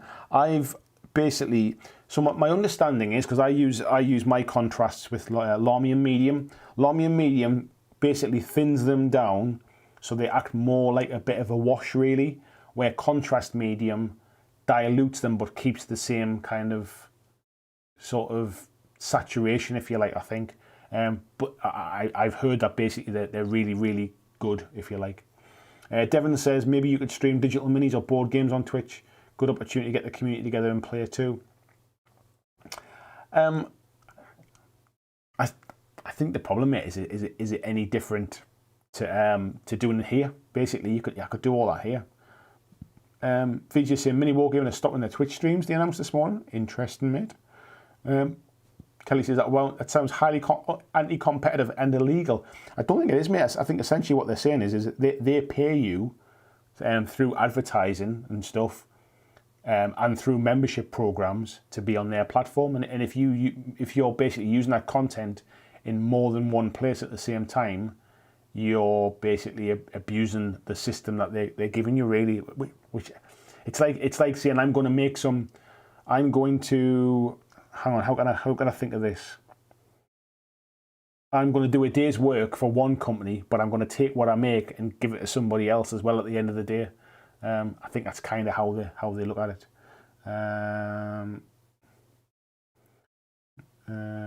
VJ saying that the bits shout outs on the mini wargaming streams turn me off. I don't even know what they are, mate. The bit stuff. Mixed herbs work as well. Good shout. VJ saying, Andy, follow me on your airbrush videos. I'd love to see a video demonstrating on zenithal priming. It's on my list of stuff to do, mate. Somebody else asked me about that one as well. Marco says, Vince Venturella recently showed a video about tea for basing. Nice one. Josh is saying, right, he's off now to grab an early night. Take care, Josh. Thank you very much for coming in, my friend. VJ saying, I'd like to compliment your photography on your thumbnails and your other social posts. They always look fantastic. Do you know what it is? It's funny. So the airbrushing videos, the ones I did, it took me longer to do the thumbnails than it actually took me to record the videos. And my wife said, like, why are you taking so long with that? Like, just get them up and get them done. And I says, the problem is, it doesn't matter what your video looks like if nobody clicks on the thumbnail. So you have to spend time doing thumbnails and stuff, because that's what people see. If they see that picture and it doesn't look like something they want to watch, it doesn't matter. I could be giving away £1 million in that video, but if nobody clicks on it, nobody would ever find out. So the actual thumbnails themselves are super important. So I spend probably too much time doing them, but I do see them as important. I think the problem is I still don't understand what works and what doesn't. So I don't know whether it's the topic of my video that sometimes is more successful than others. I don't know whether it's the quality of the thumbnail, and that's what's driving more clicks. I guess that's all part of the stuff that I need to work on as I start putting more content out. That's the kind of stuff that I start to look at as to what works and what doesn't work for my audience, basically. But in the short term, while I've been doing a lot more live streams, I think when it comes to live streams, they either attract people or they don't. But I think you'll probably notice on Monday's live stream was super popular, and I think as soon as you put Games Workshop in the title, it attracts more people, unfortunately, and that's just how it is. Even though the stream wasn't necessarily kind of Games Workshop focused, it drove a lot of views. I mean, that was super busy. We had like 125 people, I think it was, in the chat on Monday. It was basically super popular, and it's already had like over 700 views, I think it is, since Monday night. So that's pretty good for a live stream, to be fair, because it's one of those things that it really is a community type thing. It's not something that people tend to just watch on the off chance, but certain ones seem to attract more people. So I'm all right with that. Mark was saying, if you give away $1 million, I promise I'll watch it. Yeah, but would you though? Would you? Do you all? To be fair, I think you watch most of my stuff, mate, so you probably would see it. James is on, it's just lessens the intensity, especially with the darker ones. They don't mix well with water. To be fair, I kind of use water in them sometimes as well, but I know what you mean. I want to pick up more of the contrast paints, if I'm honest, because I feel like I'm starting to get my head around how best to use them. So I think at some point I will. The only problem is they're not cheap. I was looking to buy more GW paints yesterday, and I was just kind of thinking, I wonder how much it would cost me to have a full range of all the colours. And yeah, I was quite surprised just how much it was. So now I'm going to do a little bit of lead belcher dry brushing. I'm just going to pick out some of the detail on the weapon here, just to kind of lighten it up, and that's over the top of the grey contrast paint. I just like how the grey contrast paint looks with a bit of dry brush over the top of it. And obviously I'm going over some of the red here as well, but I'll go back and tidy that up afterwards. I'm just picking up some of the stuff, there's some like kind of tools and stuff on his waistband. I'm just picking out some of them things as well. I think they'll just highlight up. It looks like he's got some kind of weird like kneecaps on the backs of his feet. Might as well give them a bit of a dusting as well.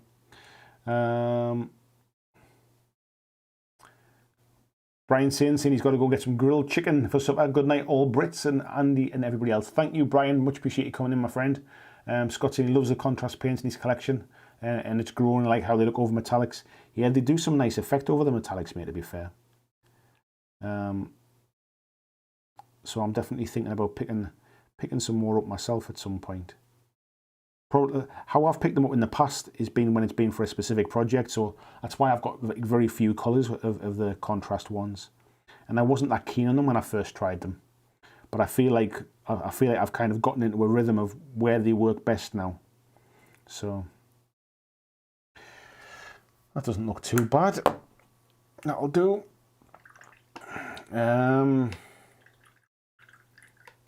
Brian's saying the Army Painter huge sets is a good price.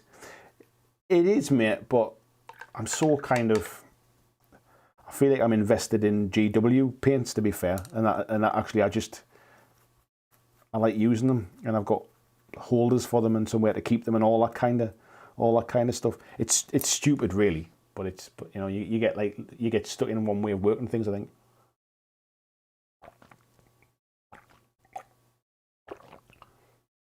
Tim's saying giving away 1 million pieces of flock. I feel like I've got that all over my desk at the minute.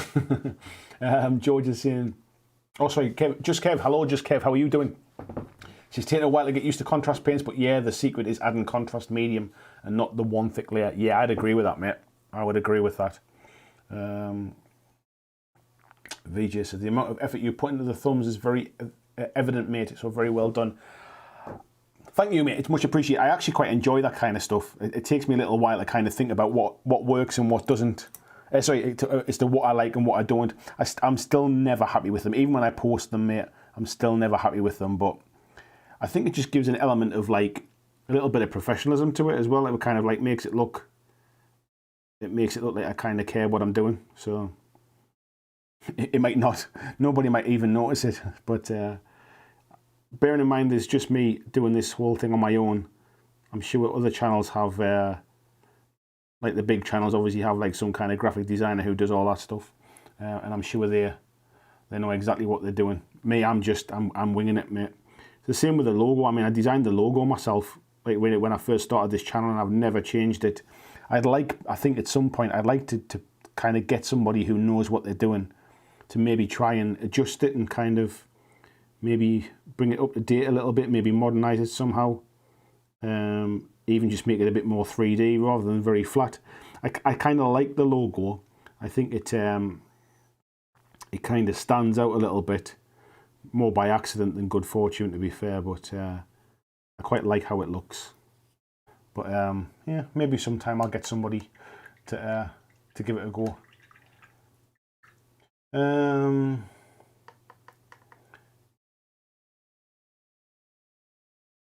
Where we are. Kieran saying, speaking of paints, I think I've finally come to terms with throwing out my bundle of the old GW Ammo Pop paints. Do you know what it is, mate? I've got a drawer full of them over here, and I do exactly the same thing. I should just bin them, mate. I should just bin them.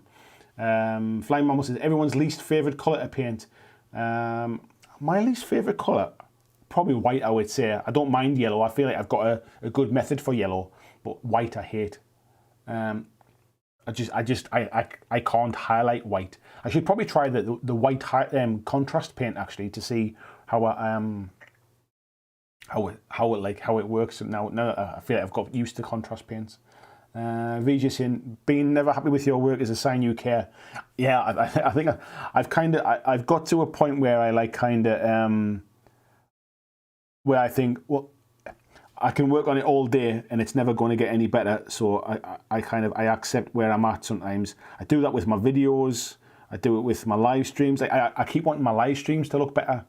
I keep looking at equipment. I keep looking at equipment for like better microphones and better sound and better cameras and all that kind of stuff. And then I kind of have a word with myself and think, am I realistically going to grow anymore? Am I going to kind of get more Patreons from having slightly different microphone or something like that?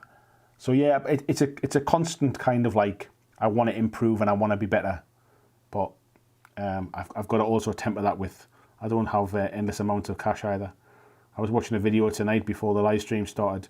It was about somebody that had spent £30,000 on like a Twitch and YouTube home studio, and I was trying to get some kind of tips to say like, well, so if I had that kind of money, where would you spend it? And when I watched it, it was like, he's just got like a load of expensive cameras. He bought like one of those red 6K cameras and stuff like that, which cost about like 15-20 grand. And it's like, why would I even bother? Like, even if I had money to burn, I wouldn't burn on that kind of stuff. It's interesting to see where people get caught up in the tech side of things. If anybody ever wants to start a YouTube channel and stuff like that, do not go out and spend lots of money on cameras and microphones and things.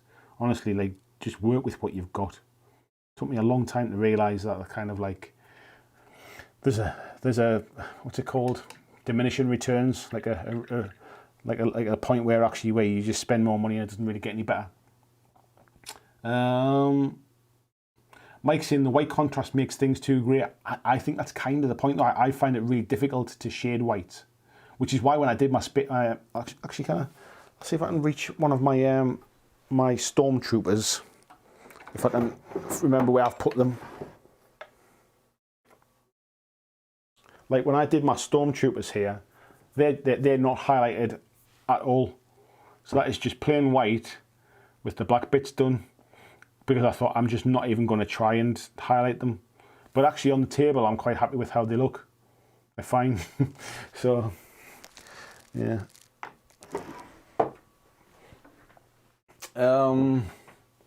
Luke's saying he used to hate white and the contrast change. I'll have to try it, mate. Kieran's saying well, I'm drinking tonight simply because I spent time doing graphics this evening and they ended up looking like crap. Not happy and vexed. So some sauce to chill while listening. Do you know what it is, mate? I get exactly. It's funny. I was talking to my wife today. I think it was this morning, and I like the way we're trying to kind of balance things during the day with work and stuff is like, obviously my wife's got a lot of meetings and things, and I'm looking after the little one, and she's trying to give me some time back during the day when, like, if between meetings, if she's just got a bit of like kind of like admin work to do, she's keeping an eye on the little one while I get a bit of time back, and I'm really appreciative of that. But what I said was, when and it sounds really wanky, I said when it's like a creative, like, kind of thing I'm doing, when it's a creative pastime or a creative like job, it's not that easy to just switch it on and off. I have to sometimes get myself in the right headspace, or I need enough time to be able to kind of like think about what I want to do and like try things that don't work, or if I'm recording things, I might record things and then decide I want to record it slightly different and things like that. It's not that easy to kind of switch it on and off. So I know exactly where you're coming from, mate, when it comes to that. Probably saying logos are about the image you want to portray, mate. Very important. Some channels on here have terrible looking stuff. I wanted mine to be super clean, super simple, not really kind of sort of mean anything specifically. Just be recognizable, basically. And I think I kind of got that, really, but who knows. Kieran says, I will say this, your production values on vids, etc. are excellent. Nothing wrong with wanting to improve, but don't do it because you think you're lacking. I think it's and VJ said always focus on content over toys. I think it's just me, mate. I always think I can do better. I always think I can kind of do something different. I want to try and kind of stand out a little bit for kind of like for quality and content and stuff like that. Obviously, like everybody does, but I don't want to get too far away from the fact that it's tabletop gaming. Like there are a lot of channels who like Luke's APS. His content, his quality is really, really good. Like he's took like his videos into almost like mini documentaries at times, and he really has gone that next level. But he spent a fortune on equipment, and his channel's grown big enough to allow him to do that and stuff. I just think and he's got help doing it as well. He's got people who help him film things and stuff now as well. I think for me personally, it's not like, that's not what, I almost don't want to be overly too polished at times. I want it to be good, but not like to the point where actually people just get switched off. I'd rather try and get to the point, if you know what I mean. It's a weird one, I think. VJ is saying your production value is already great. Thank you, mate. Matt says, I'm using contrast paints quite a lot now with different effects, and he's hoping the scale 75 ones are going to be as good as they're cheaper. Cheaper, I like, mate. It's interesting because I find I'm starting to use them, but like you say, like for different effects, not like necessarily how they were maybe designed, or not necessarily how you expect to use them. Tony's saying black is his most hated colour. It says it's a toughie for me. Mark was also saying you should never shade white. You should always work up. I know what you mean, mate. And when I say I always struggle to shade white, I think I always struggle to make shaded white look right. So when you highlight up to white at the top end, I always just make them end up looking dirty. I think just doesn't work for me. Barry says, I'll tell you the secret to making $1 million in the music business. It's easy. Start with 2 million. I think that's kind of similar on YouTube as well, to be honest, mate. Scott says, my wild camping videos are all recorded using a Samsung phone. That's exactly what you should be doing, mate, yeah. Terry says, I watched your video and I know how tidy your room is. I hope that Stormtrooper is facing the same way as the others. I wish I could show you, mate. It is. David saying, Apothecary White is a godsend. I had 20 clones painted in one afternoon. Key is Paraxi White Dry Brush. Interesting. I'll have to check that, mate. Christian says, see that t-shirt Andy's wearing? You can grab one or another design. Thank you, mate. Somebody bought a couple of t-shirts on the Monday's live stream, actually, so thank you, whoever that was. I never get to see who the customer is. Basically, Teespring do all of the fulfillment of everything. All I get to see is basically what's being bought. So, yeah, thank you to whoever bought those t-shirts. James is saying, dinner time. Thanks for the stream, Andy. Thank you, James. You are welcome, my friend. Thanks for coming in. VJ says, mate, your call about flow state when it comes to creative production is so spot on. I've struggled with it for 10 years. I've been freelance. It's like some days I wake up in the morning and I think I know exactly what I need to do today. Like I know exactly where my head is. I know exactly what needs to be done. And that's why I'm a list writer, to be fair. That's why I always write myself little to-do lists and stuff. And then other days sometimes we had a conversation in the Patreon Discord group the other day about what Monday night's topic should be for the live stream, because I wasn't really feeling the one that I'd originally planned on my diary over there. And I think you got a glimpse behind the scenes of like, I was kind of spitballing ideas. You guys were coming up with some great ideas. I didn't have a lot of time to prepare, so it had to be stuff that I knew in my head and I could confidently talk about. I couldn't talk about something that I would have to go away and research because I didn't have the time to research it for Monday. And I think some of you guys kind of saw, like I say, that bit of a glimpse behind the scenes of like how I sometimes just absolutely out of left field. I kind of pull an idea out of nowhere, and they end up kind of like 5 or 6 hours before the stream starts. That ends up being the topic for the night. And sometimes I can know days in advance, weeks in advance what the topic's going to be about, and then other times I just absolutely struggle and I really find it tough. But what I used to find was when things were a bit more normal and my little boy was at nursery, I'd kind of drop him off at nursery. If I was working from home that day with my job, I'd kind of pick up my work laptop. I'd head off to Starbucks or Costa Coffee, get myself a drink, sit with my work laptop before work started, and I'd just kind of get into a bit of a creative headspace, if you like. But these days, that's not really happening.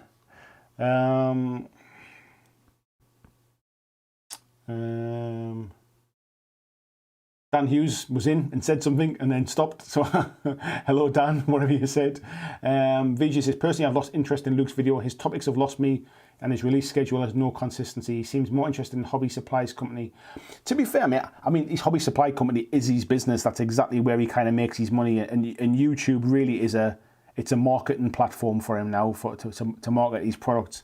So I get that. I think he's a filmmaker at heart, really. I think, and he enjoys the video stuff, and he enjoys like working on the like. I mean, I know he chats quite a lot with people like Miniac and like Black Magic Craft and stuff. Like, I guess the higher end YouTubers have their own little kind of groups, if you like. And I know they're all about the production value and they're all about like standing out. And to be fair, the subscribers of those channels have proved that they're probably on the right track. Like they know exactly what they're like. They're all 100 plus subscribers now, so 100 plus thousand subscribers, I should say. So they're doing something right. However, I think I just don't want to. Like I say, like this channel's always going to be about community, and actually, that I want it to feel more personal. I don't want it to feel overly polished in that respect. And that might sound really weird, but I want it to be professional, but not like almost distant, if you like. So yeah, it's about getting a balance. It's about getting a balance for sure.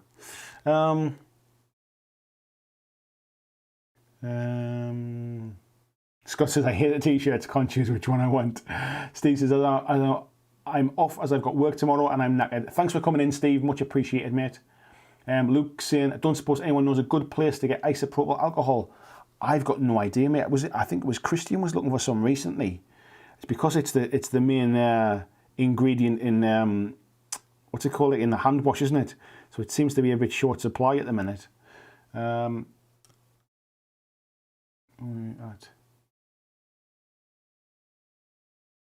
VJ is saying, yeah, discussing that topic was interesting behind the scenes. Like, it's hard to get in, but yeah, that will happen way more often than you realise, mate, to be fair. It's just that that's how these things happen. But that's my point. I kind of pulled that one out of left field, and then it's been one of my more successful live streams, so it just kind of shows, really. Where are we at? Dave saying he tried YouTube thing, but I don't think I was consistent enough. Do you know what it is, mate?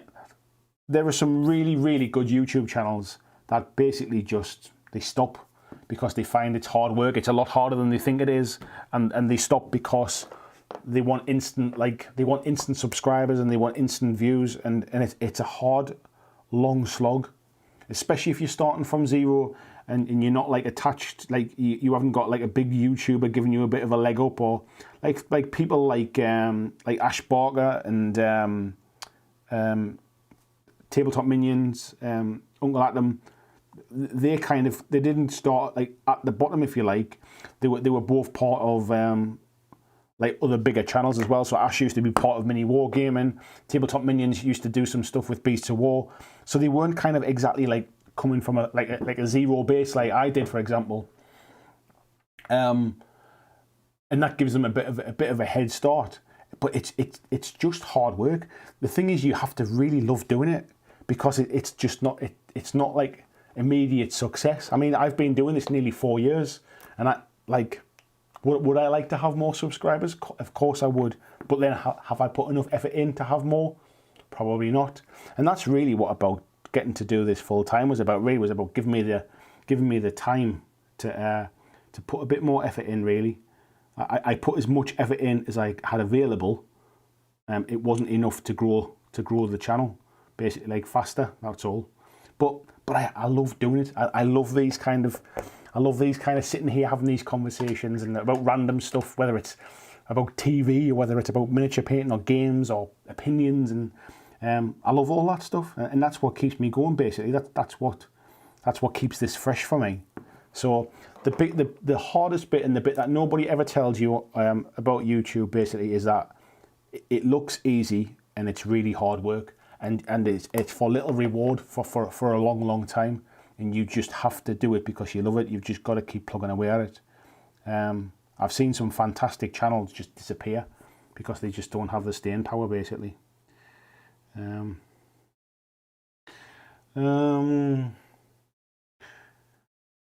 Matt saying, I don't often use them over an undercoat, but really like them as a kind of wash over colour. I think it was you that was talking about that, mate. Somebody else was doing them like over a colour as well, as like almost like a stain.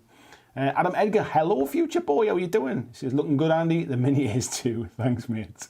Vijay says, in my opinion, your production value is better than Luke's. I'm not shitting on him. Just his lack of actual hobby content has lost me. I can't agree. I know what you're saying.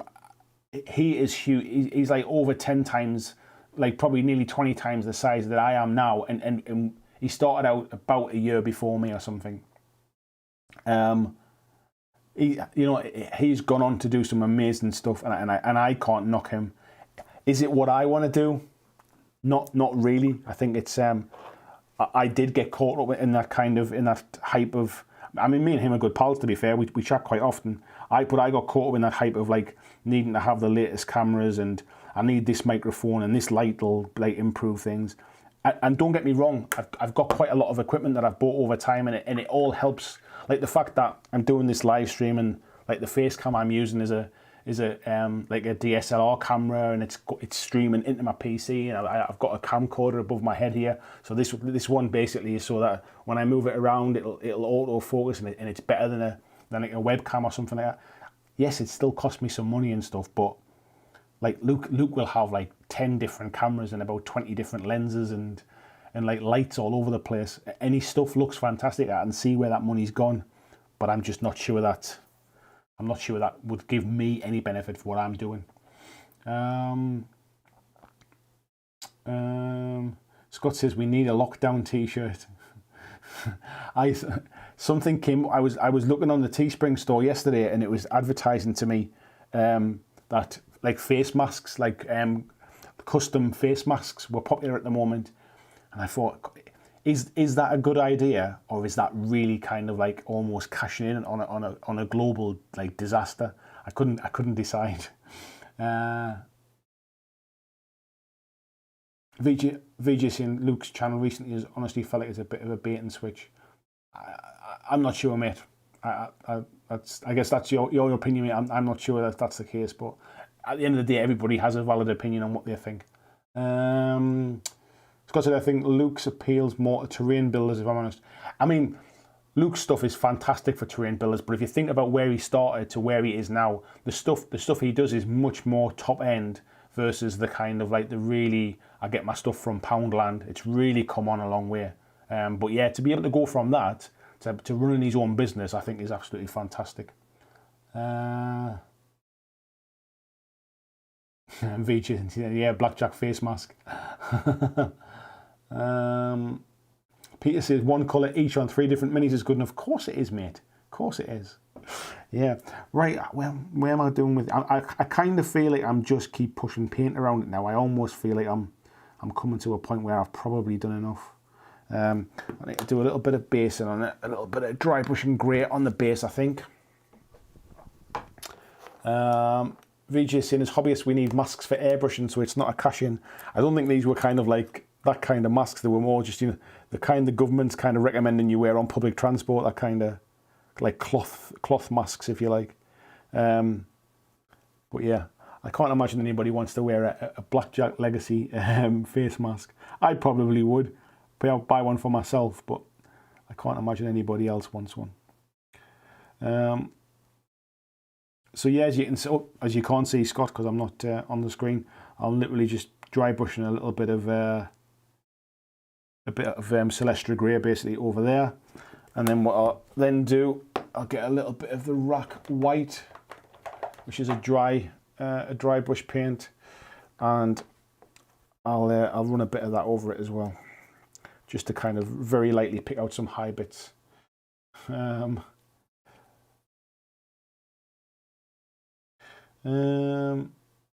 Lee says, you're spot on, Andy. Luke's vids are tutorial based and at top end. You're add the personal touch. Do you know what it is, mate? At the end of the day, all I've really, and this is a really kind of like, I've always struggled with this to kind of get my head around, is like my channel is kind of, it's kind of me, and that's really uncomfortable to think my entire thing is based upon me, basically. That it feels a little bit kind of sycophantic and a little bit egotistical to think that's the big draw, if you like. But from a purely business point of view, and from like that's, I guess that's why people come back, because I'm not a good painter, I'm not a good terrain builder, I'm not tactical when it comes to games, any of that kind of stuff. It's just like I just have to kind of face up the facts, really. I get some nice comments about like sort of I kind of explain things well, like easy for people to understand, like almost like a good kind of tutorial type approach, which is nice and stuff, but it's proper uncomfortable to think about that. That's basically what I'm based on, basically, if you like. BJ says maybe do a hat that looks like a bald head too. Thanks, mate. VJ said, is that the Artist Opus dry brushes as well, Andy? It is, mate. Yeah, these are the Artist Opus Series D, which are the dry brushes. I mean, I've just wet that one, so the end's kind of gone a bit on it, but I've got a full set of them. If people are interested, I'll kind of do a video on some of these brushes, basically, just here so you can kind of see. But yeah, they're quite nice, actually. They're nice and soft. Busey's saying, do you still use a nail varnish paint shaker or is it not much cup? I do still use it, mate, but I use it for things like army painter paints that I've got. They seem to separate really, really badly. So I use them for the army painter stuff. If I haven't used a paint pot in a little while, I'll put it in there and with a little bit of kind of thinner and just set it away and kind of let it mix up a little bit. So yeah, I still use it, but unless you can get them cheap, mate. I'm just reading Marco's comment. Unless you can get them cheap, I probably wouldn't bother, mate, if I'm honest. I think I paid less than a tenner on like Amazon for them originally. Peter says a face mask with a beard. Scott says, stupid question, but how do we tag someone? Yeah, you basically put the @ symbol before their name, mate. Yeah, that's how. So however the name appears in the chat, if you put @ it'll tag them in it, mate. Krabby Vision says, I like doing the YouTube lives. I don't think it matters too much about the quality for me. I even thought about flipping to Twitch as I purely want a live stream. I admire what you've done, mate, to be fair, and just go live stream on YouTube. I think the miniature community is on YouTube. I think that's the problem. I kind of wondered whether if you go to Twitch, do you get a head start, basically because there's hardly anybody there. So do you get a head start on people? But it's kind of working for me now. I think if I was starting from scratch, I'd potentially look at it. Because live streaming is hard with 0 followers, like starting from 0. I didn't start live streaming, I think, till I had over 1,000 subscribers. I'm not even sure if you could live stream until you had 1,000 subscribers when I first started. Lee says, you and Chillin' Wargamers are brilliant for making you a part of the stream. Spud from Chillin' Wargamers is such a nice lad, and like him, you want people wanting to come back. Yeah, Spud's a good lad. To be honest, he's asked me to go back on the Chillin' Wargamers a couple of times, and it's kind of clashed with when I've been doing other bits and pieces. So I've not managed to get back on there yet, but we will do at some point if he still wants me. If he still wants me to go and show my face again. Kelly says, every entertainment business is personality based. I think I know that deep down, but when it's about you as a person, it makes me really uncomfortable. I think, like, I'd feel more comfortable about it if I was a really good painter and people were coming here to comment on how nicely painted something was. I think it's just me, really. I'm not that kind of outgoing in the grand scheme of things. I'm not like a massive extrovert. So I think I'll always feel slightly uncomfortable, I think, about lots of people watching me ramble. Where was the comment? G Daddy Cliff says, haven't been able to watch the chat. I like the red you used. Thank you, mate. So the red is a mix of, start with Mephiston red. Mephiston red as the base colour, and then Evil Sun Scarlet over the top of that as a highlight, and then Wild Rider red is another highlight. And I'm actually going in now with a little bit of Troll Slayer orange just to brighten it up on certain points, just to give it a bit more contrast, I think. Morgan says, you're not even good looking, Andy. Exactly, mate. You know what it is? I'm old. I'm getting fat. Some people can't even understand what I say because of the accent. I've got no idea why people keep coming back, but somehow I've managed to turn it into a job. Who'd have thought? If my careers advisors at school could see me now, eh? Who'd have thought? I'm sure, like, for my kids and stuff, like my older lads, I'm sure they must be especially as they're of the age where kind of like streaming and stuff's probably like, I wouldn't necessarily say it's kind of popular, but it's much more acceptable for teens to be like kind of like streaming and stuff, and everybody, like younger crowds, are on things like TikTok and all that kind of bits and pieces. It must be weird for them to think like, God, that's what my dad does now. Not even good looking. What a twat. Thanks, mate. BJ says, all channels are really about personality for me. Even if the content is good, the personality I don't. To be honest, mate, I get that. There are some channels, and I'm not going to name names, but there are channels where actually their content's pretty good. They're growing in subscriber numbers, some of them quite significantly, but their personalities just don't gel with me. I find them uncomfortable to watch a little bit. I find some of them quite fake a little bit, and that's why I'm not naming their names. However, other people obviously like them, and that's why some channels get huge. It's why some channels get small. I guess it's all about not get small, but potentially stay small. It's all about the audience and whether they can gel with that person. So I'm just fortunate that enough of you don't think I'm too ugly. Thanks, Marco. Wow, that's just shot off the top of my screen there.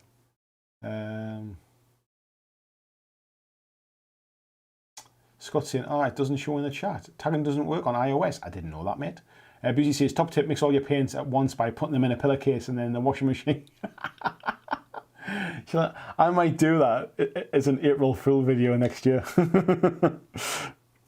I can see me being popular with a few knackered washing machines though. Where are we at?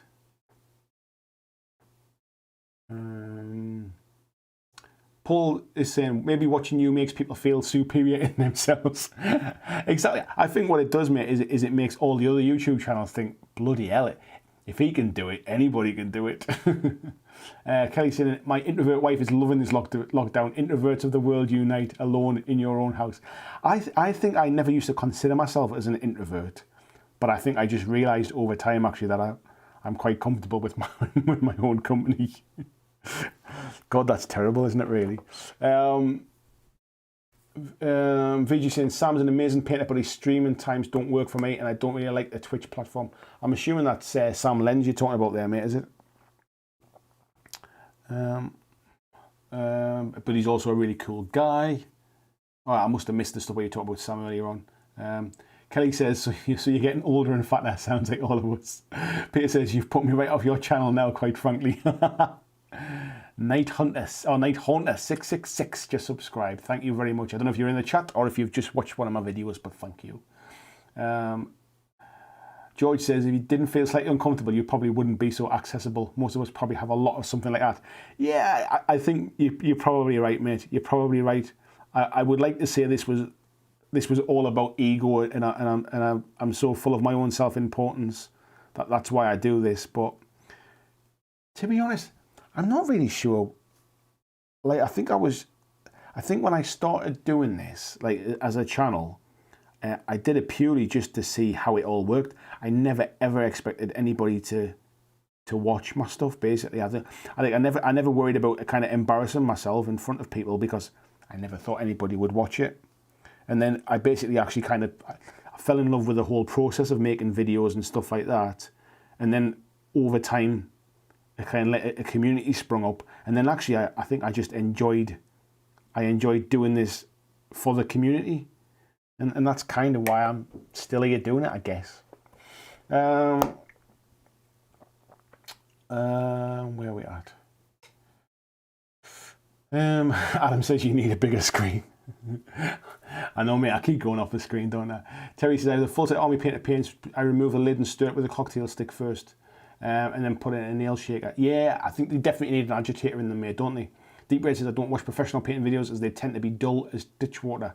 I'm here for the same reasons everybody else, to hang out. Yeah, I must admit, mate, I don't really watch that. I started watching a little bit of the Angel Heraldez stuff to try and get some basic, like, is there anything he's doing that looks really simple that I can copy? But yeah, he's way out of my league, I think. Tony says, I always admire people who can post social media videos. I'm still not comfortable with having my picture taken, let alone having my fugly mug. Do you know what it is, mate? I hate having my photograph taken, I must admit. Which is why you'll very rarely see me like posting pictures of myself. I'm really uncomfortable with getting my photograph taken. For some reason, video I'm not too bad with now, randomly. Crowley Vision says, I'll name names. Mini Wargaming have some annoying people who are hard to watch. Vince Venturella is boring as hell, despite being unreal, and Uncle Adam isn't for me. Miniac is 50-50. It just shows that, I mean, we're talking about some really big channels there, to be fair. Kieran saying, super glued fingers, slash finger open, and now run out of primer. That's giving up this stupid hobby. Lee says, would you ever think about doing a slow grow GW project more from a business point of view? Do you know what it is, mate? Never say never. because I've considered doing a video about getting an army painted for 40k, purely just for I like the models, don't get me wrong, do you know what I mean? So, and I know a video about how quickly could I paint an army.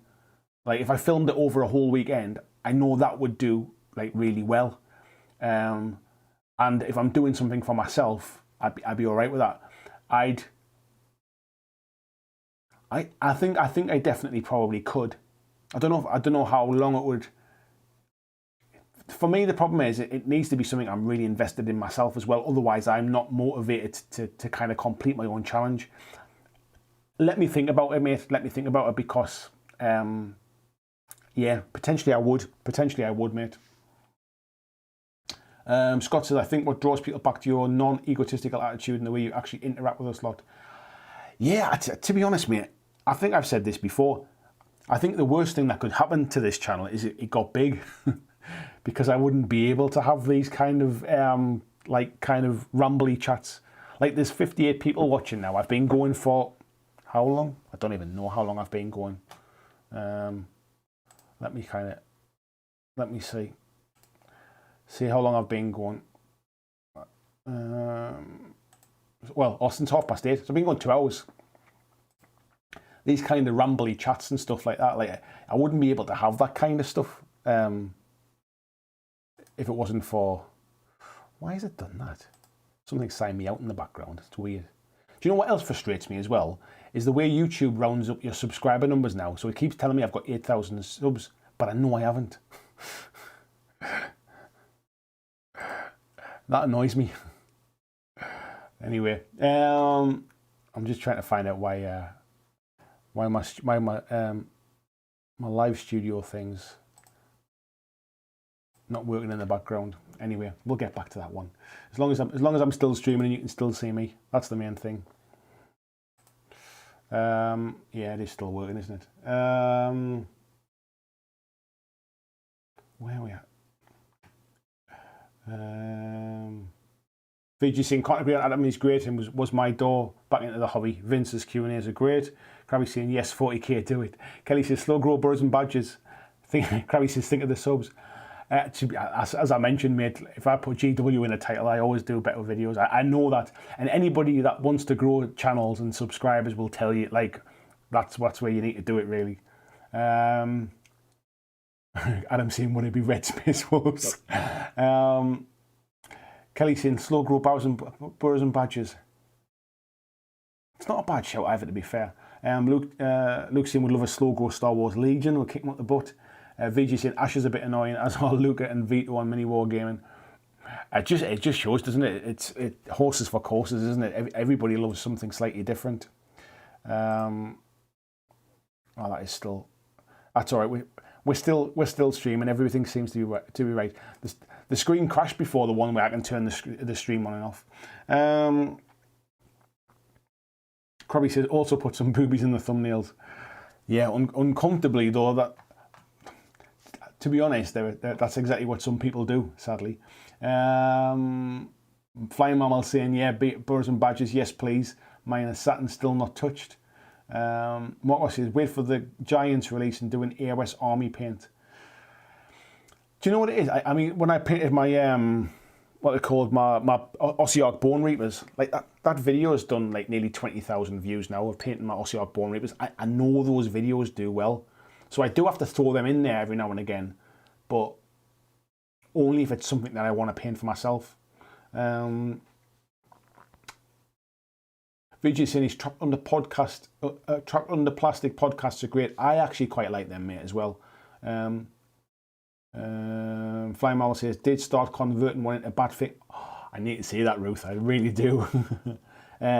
Scott saying, God, you struggle to keep up with the chat at the best of times. Imagine if you had a few hundred people. Yeah, like, what do you call it? Uncle Adam's chat, like some of his like live streams on a Sunday can have like 500 people in them or something like that, possibly even more. I couldn't even try and couldn't even like try and get up with that kind of stuff.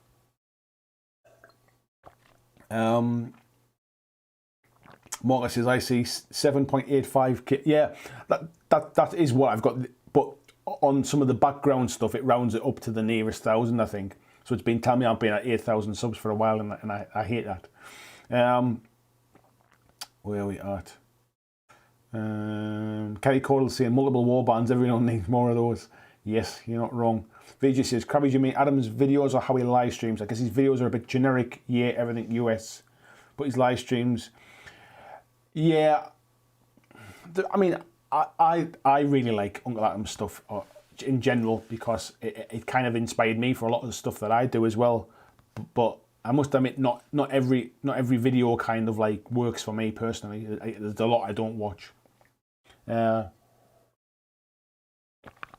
Dave's off. Yes. I'll see you later, buddy.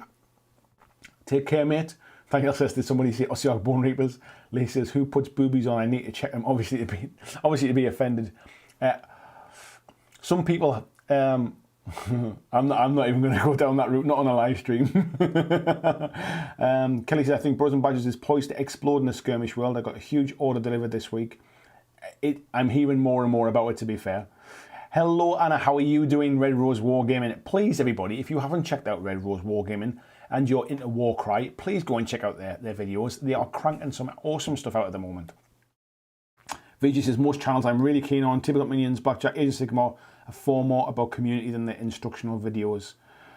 Yeah, it's interesting. I mean, it's a balance because I know live streams won't attract more people to come and watch my stuff. If I paint an Ossiarch Bone Reapers army, for example, people will subscribe and then they'll get to see the other stuff I do. So some videos are really there to grow the community, and some videos are there to keep the community coming back. And I know from a purely business point of view, I have to mix those things in. It's one of the reasons I need to do more things like battle reports of the games that I love. It's one of the reasons I need to do more proper like recorded videos as well as all the live stream stuff that I love. John Francis at work early in the morning says, good night all. Good night, mate. How are you? Take care of it, rather. Kevin says, I think the Giants painting vid idea is a good one. Caters to many. I think the problem is, mate, I'm not a good painter. I need to basically do videos on shortcuts and things aimed at beginners. That's really where my kind of like my sweet spot is, I think. VJ says, I can see in your style and content you're inspired by Adam. Yeah, definitely, mate. I used to watch a lot of his stuff when I first started as well. Red Rose Wargaming saying, we've been playing Boroughs recently. Going to film our first back rep next week if all goes well. Nice one, and I look forward to watching it. Krabby says, damn it, I'm doing it all wrong. Deep Ray says, I like Sword and Steel. It's good to have female input. Variety can only be a good thing. I'll be honest, I ain't overly keen on their stuff. I find it pretty generic, but it seems. I mean, to be fair, I can't knock the volume of content that they put out. It's non-stop. But to be fair, the main girl that does most of the recording kind of like owns or runs a hobby shop, so no wonder there's plenty of stuff to be able to make content about. But it's not my bag. It's just not up my street. And to be honest, just because they're females, it's nice to get a female point of view, if you like, but that's not the reason to watch it, if you know what I mean. Like, watch it because the content's right, the content's good or whatever, and it's not really my bag. That's all. Tony says all of his ogres have boobies. Yes. Right. Where am I getting to with this? I feel like I need to. I don't know whether I. When you get that point where you think, actually, I'm kind of done with it for what I want to achieve. I'm going to put a little bit of white scar on the ends of the fingernails. I think on the claws, not fingernails. I should add.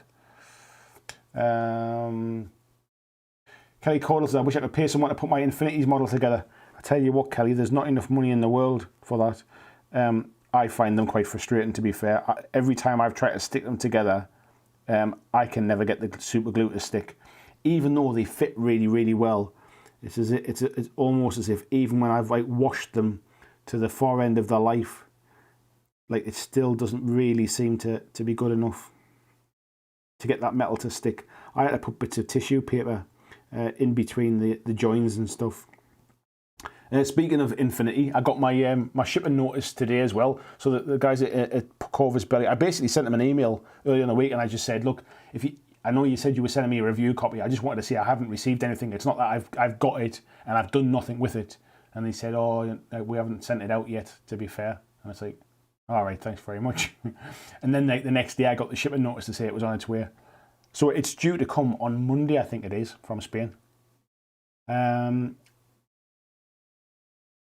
So yeah, so that will be coming. Christian, I think you're done with that one. Do you know what it is? I think it's because I'm quite happy to keep going on the stream, but I feel like I didn't really want to start painting another model. But yeah, I think we'll call that one done. Otherwise, I'm just going to start making it worse, I think. So let's take it off my holder here. Got bits of the sticky stuff on the bottom. We'll put that over there, and then I think we'll might as well pop this big guy on. And we might as well get a little bit of paint on it while we're on. Positive I'll see a night, all been fun listening while I paint the first squad of Italian paratroopers. Stay safe. Thank you very much, mate. Appreciate you coming in. Corey saying you should check out Scale Hangout 182. Talk about clickbaiting. The channel is hilarious. I've never heard of them, mate. I'll have to check it out. Regis says female content good. Playing up female content to appeal for Fedora, tipping, gaming incels. Not so much. Yeah. I am staying silent on that one, mate. Scott Longwood says, what colour have you used on the tail? I used, if I can find it, Bugman's Glow Mate, and I put a wash of Reichland Flesh Shade over the top. I find I don't know whether my Reichland Flesh Shade's gone off, but it leaves it really glossy. I have to put a matte varnish over the end of it once I've done it.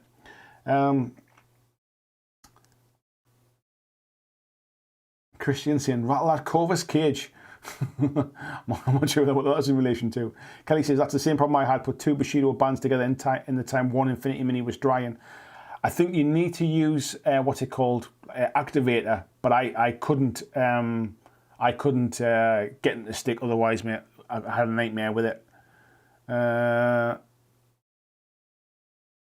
Scott saying, what colour have you used in the tail? We've got that one. Vijay saying, when are we interested in doing mini swaps via Discord? I'll stick a little group up, mate, and we'll set off the chat about that one if you want. Peter Kuhlman says, Infinity, the time to butcher one of those weird names then. Bloody hit. Do you know what it is? I read something about the names, and they're basically like internationally exactly the same. So it doesn't matter whether you're Spanish speaking or you're English speaking, the names are exactly the same in both regions. Yeah, they're really hard to pronounce. Unless you're fluent in Chinese and stuff like, especially like the Yujing models have very, very sort of Chinese names as well. So, and they don't kind of flow off the tongue for Western speakers. Flying Mammal says, all the girly giggles puts me off. However, they are knowledgeable and I've watched a few more videos. I mean, do you know what it is? They have their play. Everybody kind of likes different things and stuff like that, and I'm cool with that kind of stuff. I just find really surprising the amount of views they get for like there'll be a video basically that is like unboxing something, and I find that really unusual. That kind of content gets as many views. It has to be about the people and not about the content, which is fine. I mean, that's it's exactly what we were talking about before. It's about personality and everything else. I find it unusual. I don't know many channels that would be able to kind of unbox a bit of battlefield terrain type stuff, you know, like the Gale Force 9 stuff, and get the kind of views that they do. And I think they had a massive, like the channel blew up recently with all of the kind of fake controversy about the colour shifting paints and being asked to take the video down because they were using a trademarked name, which is fine because that's what companies have to do. They've got to protect their trademarks. But then there was this kind of like fake outrage where everybody on the community and on the internet basically like was saying how terrible it was that this company was basically picking on this girl. So that kind of stuff. But do you know what it is? Everybody do their own thing, you know what I mean? Just because it's not the kind of content that I watch Doesn't make it bad content. It just makes it not right for me. That's all. Anyway, video sim. Yeah. What was I going to say? Mini swap will be good. Luke's saying, looks like there's a good amount of Brothers and Badges fans in your subscribers. It does appear to be, mate. Yeah, it definitely does, mate. So I think we'll definitely be getting that at some point on the channel. Flying Mango says they seem more confident now. Yes, I can tell by your smile, Ruth. Nathan Taylor, hello Nathan Taylor, how are you doing? He says, great list and well built in these Stormcast Eternals. Your Warcry terrain build was exceptional. Do you know what it is, mate? That's one of the, thank you very much, first of all. But that's one of those videos where you think, there's no need to do this. I'm sure everybody knows exactly what they're doing. But you know what it is? I haven't made a video in a little while. I should probably just do it anyway. And there you go. It kind of blew up from there. That video has had like over 60,000 views now. And it kind of it grew my channel quite quickly for about a month. So yeah, it just goes to show you shouldn't second guess stuff, should you? You should just do it when you get the idea. But thank you, Luke. Sorry, Nathan, rather. Thank you. Lee says the word clickbait should only be used in a sentence with Bell of Souls, or potentially with spiky bits as well, mate, to be fair.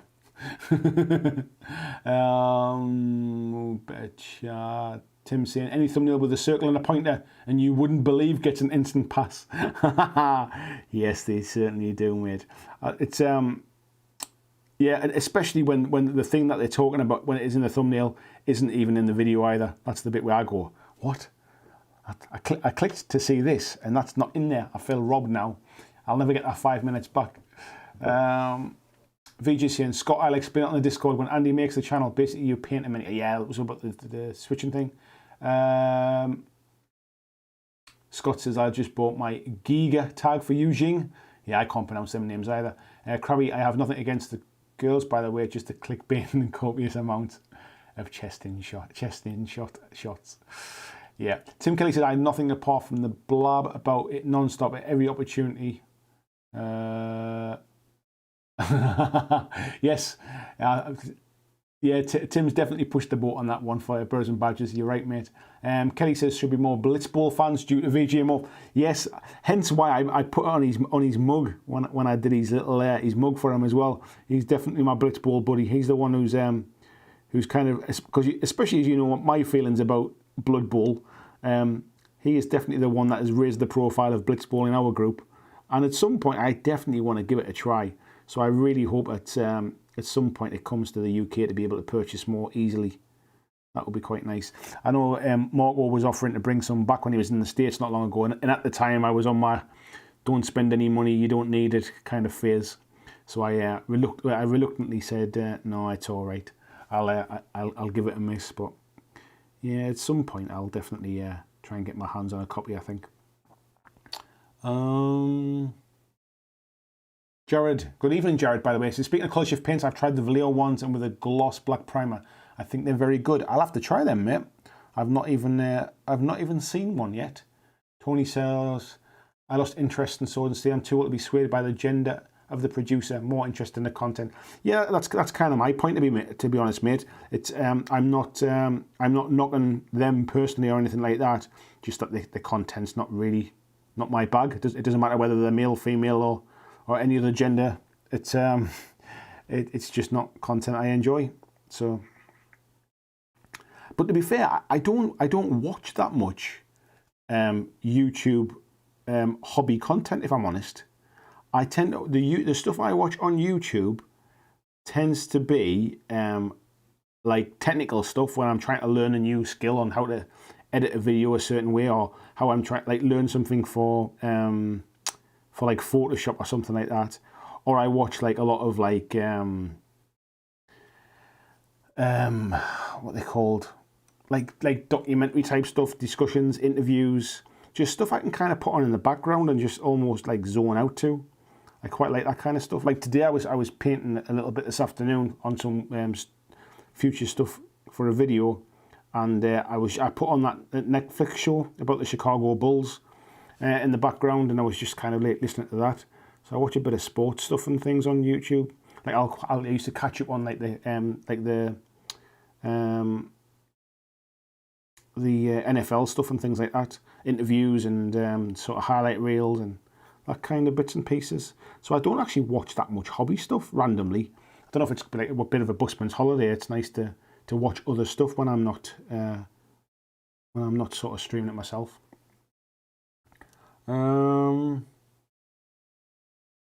VJ said, someone say Blitzball.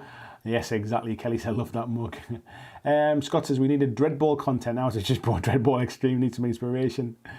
Search for hours on the Dreadball Extreme and only found one. Interesting, mate. Kelly says, I'll ship season 2 in a batch if the group wants some. Very kind of you, Kelly, actually. Jared says, even by the way, mate, thank you, Jared. Yeah, even at you too, fella. Kieran's having a chat as well. Flying Mammal says, night all, stay safe. You too, take care, Ruth. Thank you very much for coming in. Nice to have you in the chat tonight. And there's a bit of chat going on, so I'll just continue painting for a little bit while I ramble. So, I've got some more content coming up. I think on Friday is my plan. I plan to try and release a video on Friday, which it's all filmed. It just needs editing, and that's my job for tomorrow. So I hopefully will get that done. So yeah, I'm starting to crank out a bit more content now. I'm getting to a point where it's not exactly what I want to do at the right times, but I've still got more time than I did before. My wife's been hugely supportive in trying to give me some time as well during the week to be able to try and kind of make some content and keep going. Patreon is going really well at the moment. We had an influx of new Patreons on Monday night stream. I think I had another couple after the stream finished. We've had another one today as well, I think. So yeah, it's nice. Where was it? Wolfgang, yeah, just joined tonight. So before the stream started, I think it was. So thank you to Wolfgang if you ever watch this back. But yeah, I think we're up to like 70. Was it like 77, 78 Patreons now? Which is an awesome group. It means obviously we've got that many people, plus the YouTube members in the Patreon group now as well, in the Discord group, which makes that a really lively little group there now, which is awesome to see. So yeah, I'm happy with how things are kind of panning out there. Obviously, I'm still going to be giving away my my fully painted hero quest when I get to 100 Patreons. In my head, I think if I can get to about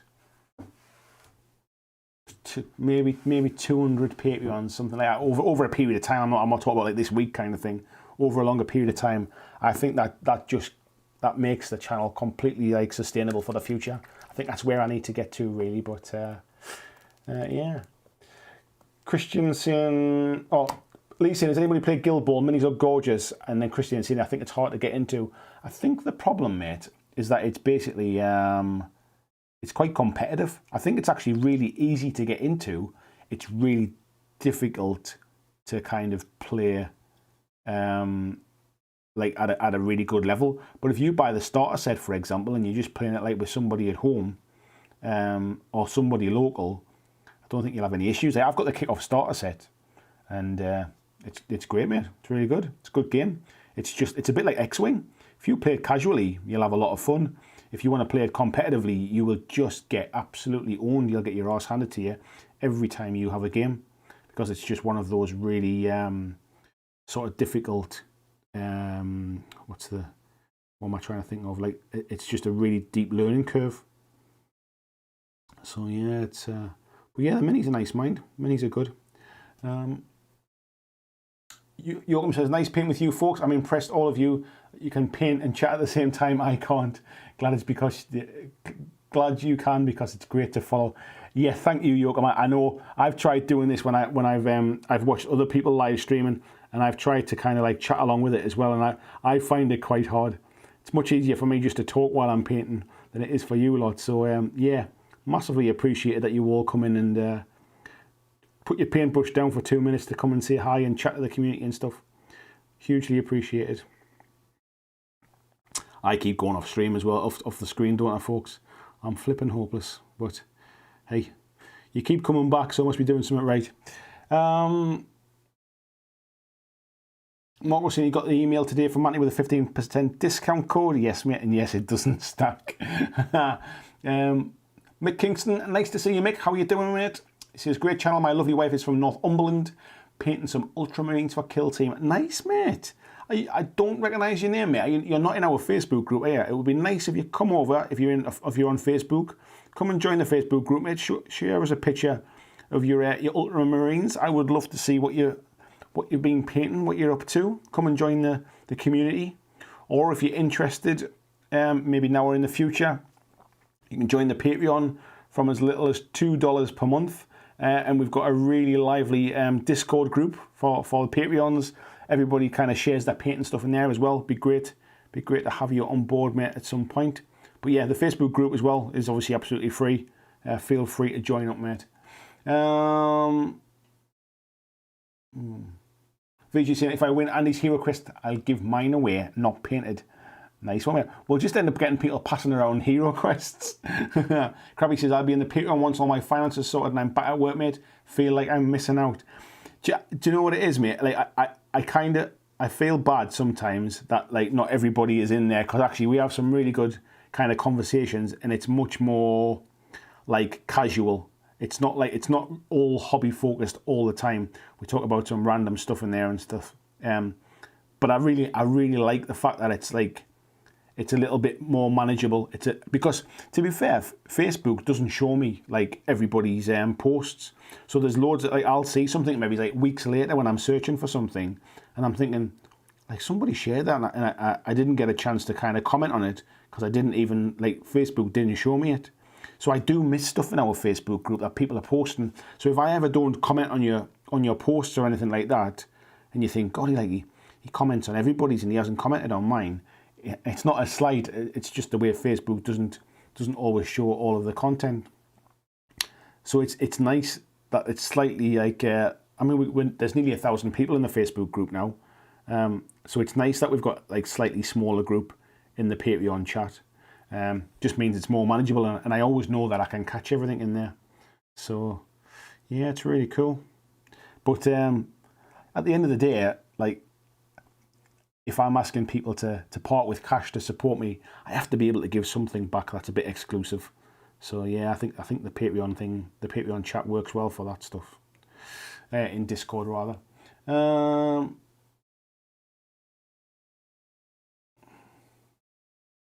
VJ says, if anyone wants to try out Blitzball but doesn't have a set, grab me on Discord and we can play on Tabletop Simulator. Do you know what, mate? I might take you up on that to give it a little try.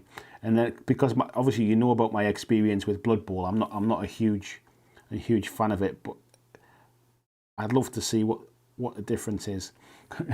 Not that I would just suddenly go, nah, you were wrong, VG. Blitz Bowl's just as bad. But it would be nice to kind of see what the difference is between them. What do I want to do with that? Am I happy with that? Yeah, I think I'm happy with that at the minute. Where are we at?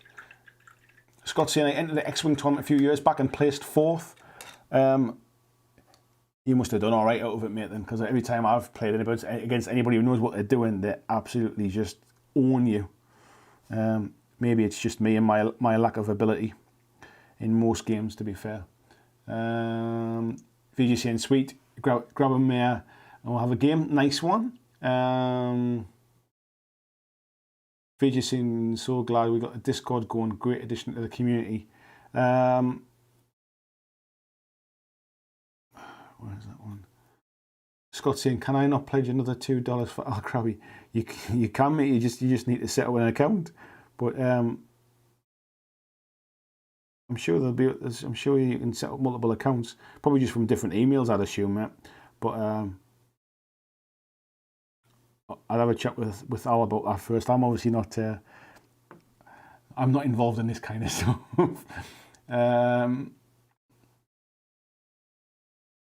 So glad we got the Discord going. Great addition. Honestly, VG, I'll never be able to thank you enough for that, mate. Discord is not something I'd ever used, and I didn't really understand it. It was something I knew my kids used to to chat online when they were gaming with their mates and stuff, and I honestly didn't really understand it, and I took like a bit of a punt on it really from your recommendation because of your sort of like telling me about the Tabletop Minions one, and I am so glad that you mentioned it, mate. It's been a bit of a game changer for the Patreon, to be fair, because I just whilst people were supporting me and it was great that they were, I never really felt like I gave anything back to them, anything meaningful for their support. So yeah, it's just an opportunity to kind of give something back a little bit, really. So yeah, thank you for putting me onto that, mate. Where are we at? Adam, I guess is. Oh, but you seem so keen on Blood Bowl in the early vids. Do you know what it is, mate? It was because I bought it. I bought the new set, and my plan was to kind of do a load of Blood Bowl content and stuff because I just bought it. I was, it was a new set. It was something new to put on the channel and stuff. And then I played my first few games and stuff with some local club mates. I just couldn't get away with it. I basically just kept getting my ass handed to me, and like basically what would happen was I'd get kicked all over the game. My models would be falling over just because of a dice roll. I didn't really have any control over it. It wasn't particularly very fun. And then after the game, it would be like, so if you'd done this here, you could have avoided that. And if you'd done this, you could have avoided that. And I wouldn't have done that when you did that thing. And it was like, all right, so we're not playing a game then. Basically, you just wanted to kick my butt and then try and help me afterwards, kind of thing. So it might be less about the game, to be fair, and it might be more to do with my opponents. Which, to be fair, is exactly what put me off 40k as well.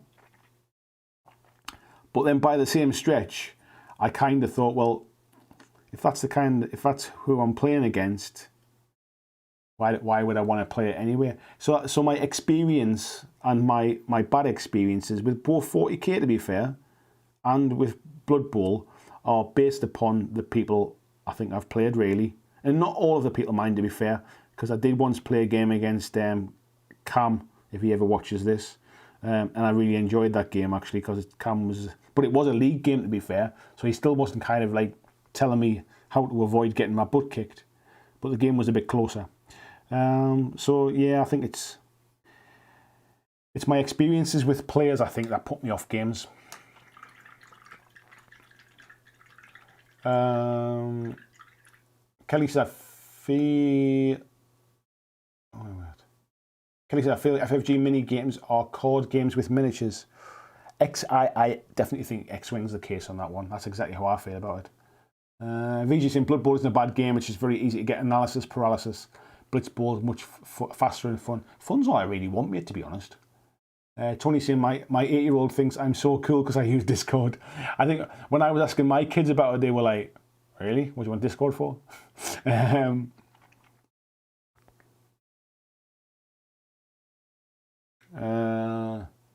Christian saying, Krabby, if Andy will allow it to get you into the chat until you're in a position to do so yourself. It is all about the community, but then the problem I've got is if I let one in, where does it stop? Where does it end? Like, you did it for one, why don't you do it for all? As much as class Krabby as I made and all that kind of stuff, I don't want to set a precedent that I have to keep for everybody. Do you know what I mean? So I hope that makes sense, and I don't sound like an arse saying that. I hope that makes sense. Tony saying Blood Bowl was his first and last ever venture into tabletop gaming. Scott says, exactly, Christian, I would rather pay Andy the dollars and keep the channel going and get... It's up to you to kind of like to discuss that kind of stuff.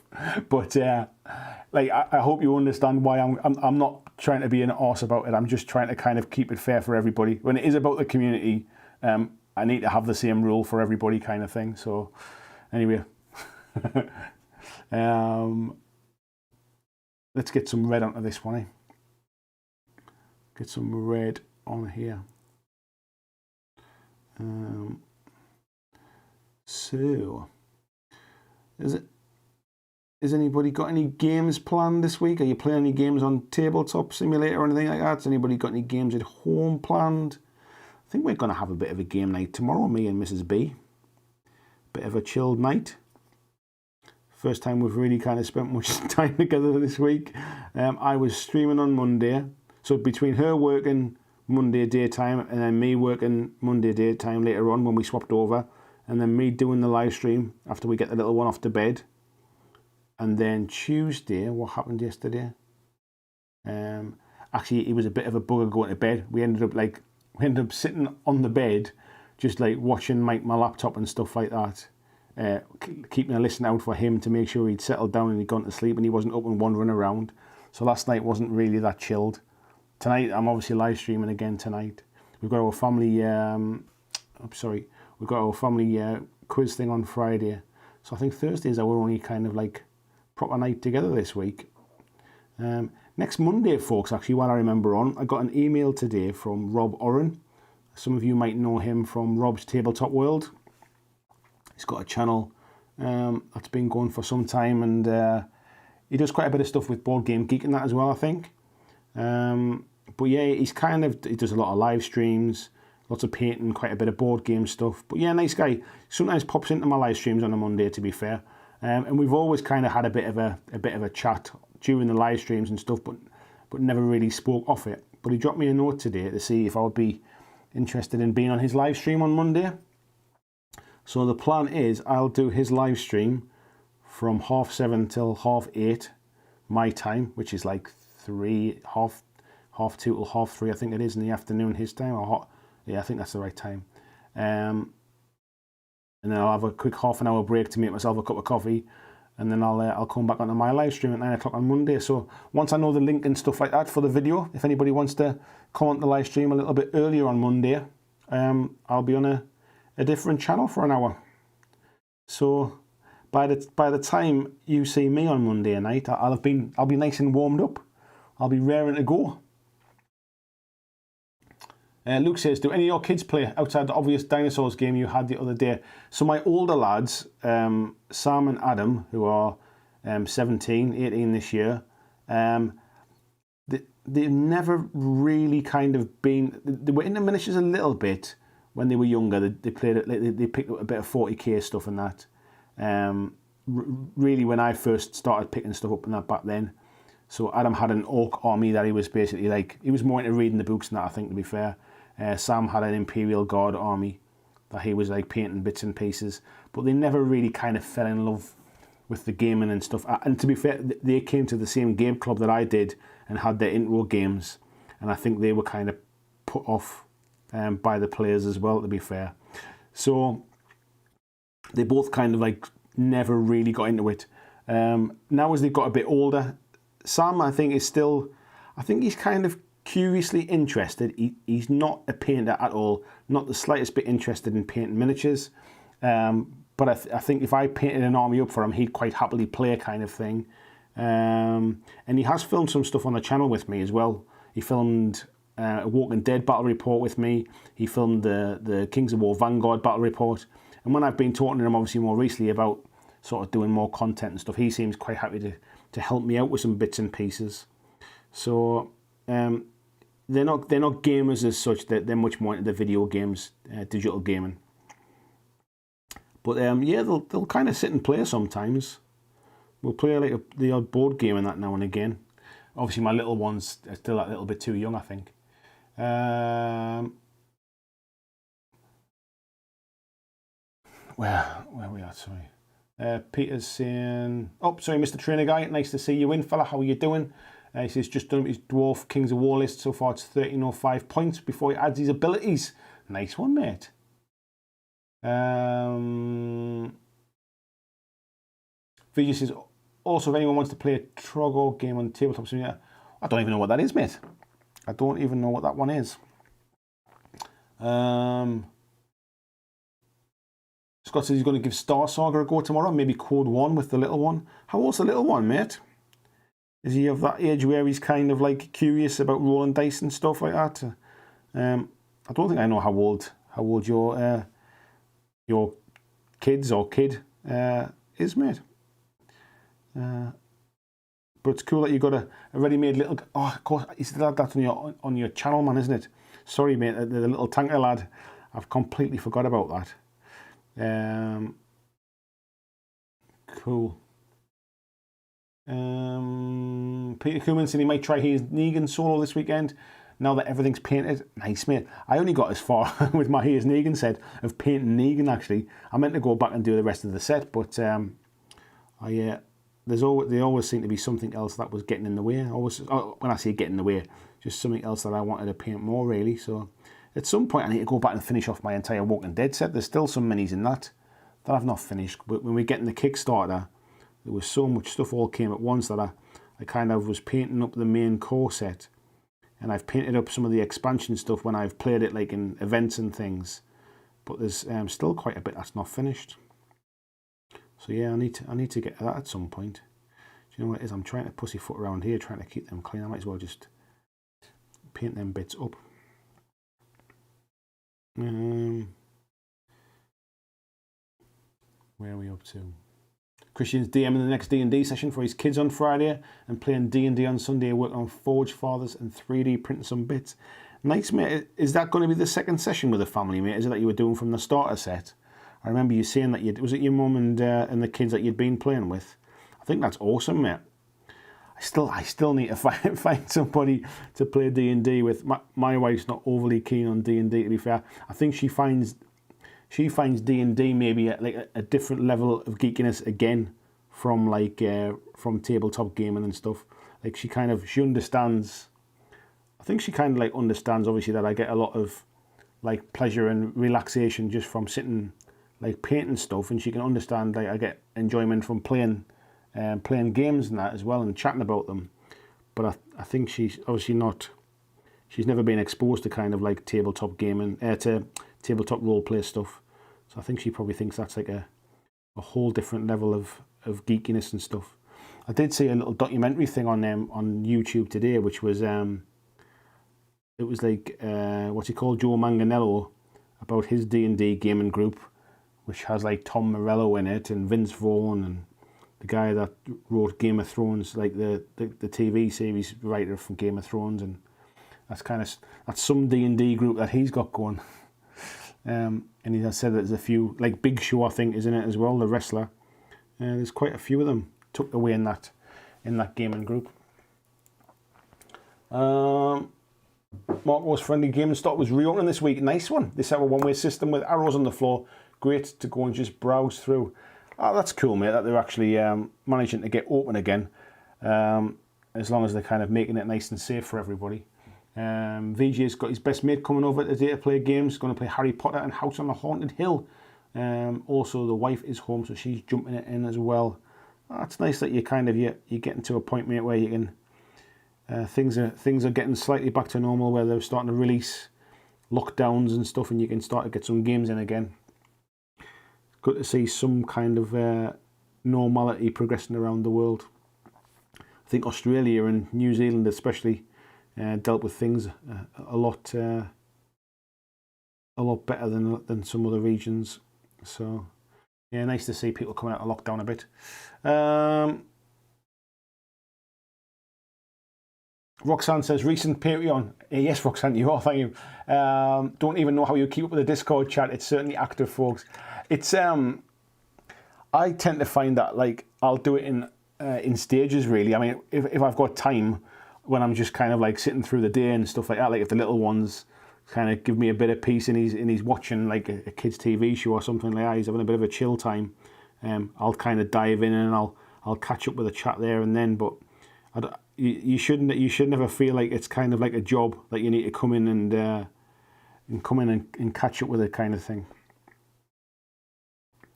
So yeah, just drop in and out of it. Just that's the beauty of it, really. It's there for when you've got some time on your hands, really. I just find it easier to keep on top of, really, like rather than Facebook, because like I said before, Facebook doesn't show you all of the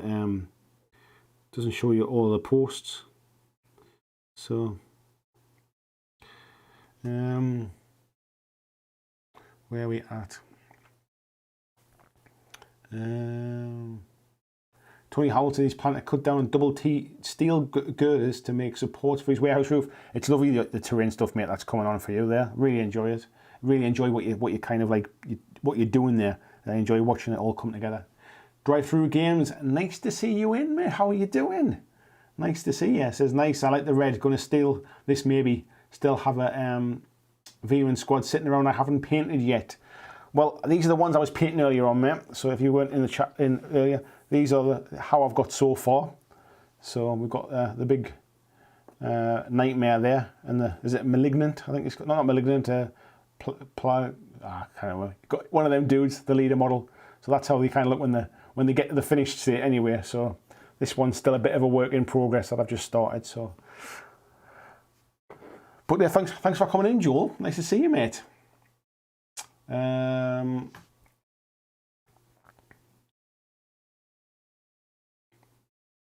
Where's he at? Where's he at? Where are we up to? All right, I don't know what that was. Something just shouted all right at me. What was that? Oh, that was Lee Reynolds joining the Patreon. Thank you very much, mate. Much appreciated.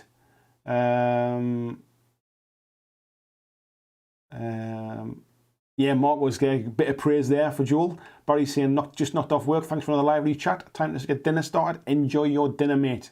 Enjoy. Adam saying, feel the same with games, but I like 40k so much. I persevere and try to get games elsewhere.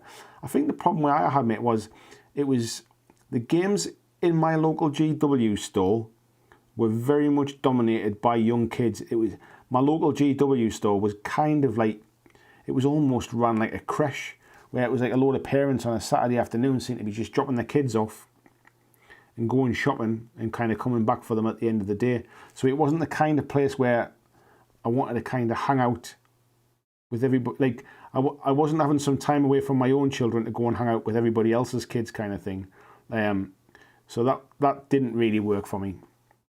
And then my local gaming group, or the first one that I found at the time, which I obviously no longer go to, and I haven't done in quite some time. I don't even think it still exists. The gaming group actually were. It's not that they weren't friendly. That's not fair to say, but they were a certain kind of gamer basically. I think who it was more important to win than it was to have fun, and that just kind of put me off really. It really put me off 40k, because at that time the club was very much it was very, very Games Workshop focused. That was pretty much, it was either that or historical stuff, like a lot of Flames of War was played at there as well. But it just, it wasn't my bag at the time. So, and it's sad really, because I think that's what's put me off. That's what's put me off 40k is my experience. And then every time I try to look at it and try to get back into it, I just feel like before I've even had a chance to kind of paint up 10 models, there's 3 new books have come out for it, and I've lost my way. So I think it's definitely more about my understanding of what's important and what's needed and what's options, and it's also about the people that I've played with. I think it's why I've said to Crowley a few times, like at some point we need to kind of have a little bit of an intro game, because it's more about, I think for the two of us, it's more about just the narrative and just playing out a story, just wanting to see how it develops, almost like as if the result is irrelevant. The result is just a way to decide what happened in the story, really. So yeah, where are we at? Scott's in, yeah, the little ones, nearly 7. Oh yeah, that's right, mate. Fiji saying, oh geez, and he doesn't know Trogdor. Boy, have I got some links for you. Thanks, mate. Vijay says, have I got a rabbit hole for you? Yeah. Scott says, here's Negan's painted. We've got around 9 boosters to paint as well. Yeah, you've got plenty of stuff, mate, haven't you? Dave saying, there's a few in the Northeast player in D&D, and there's a load in Newcastle. I'll have to check that out, mate. I will have to check that out. Because it's one of them things I wouldn't mind just kind of like diving in on a one-shot with somebody kind of thing, just to understand how it all works. Because I'm always like, I'm always curious, but I haven't got a clue kind of where to start. So maybe maybe when we can start to socialise a bit more. That might be one of my new hobbies. Doing a bit of D&D. Because it's not something I've had the chance to do so far. Where else are we at? Buzzer's in. Nice to see you, mate. How are you doing? Scott's saying you have to teach him D&D as well. Christian says, I think I need to move up to Newcastle. Might need to put on some masks so I can survive the cold, though. No, mate, you get used to it, honestly. or you can buy a coat, to be fair.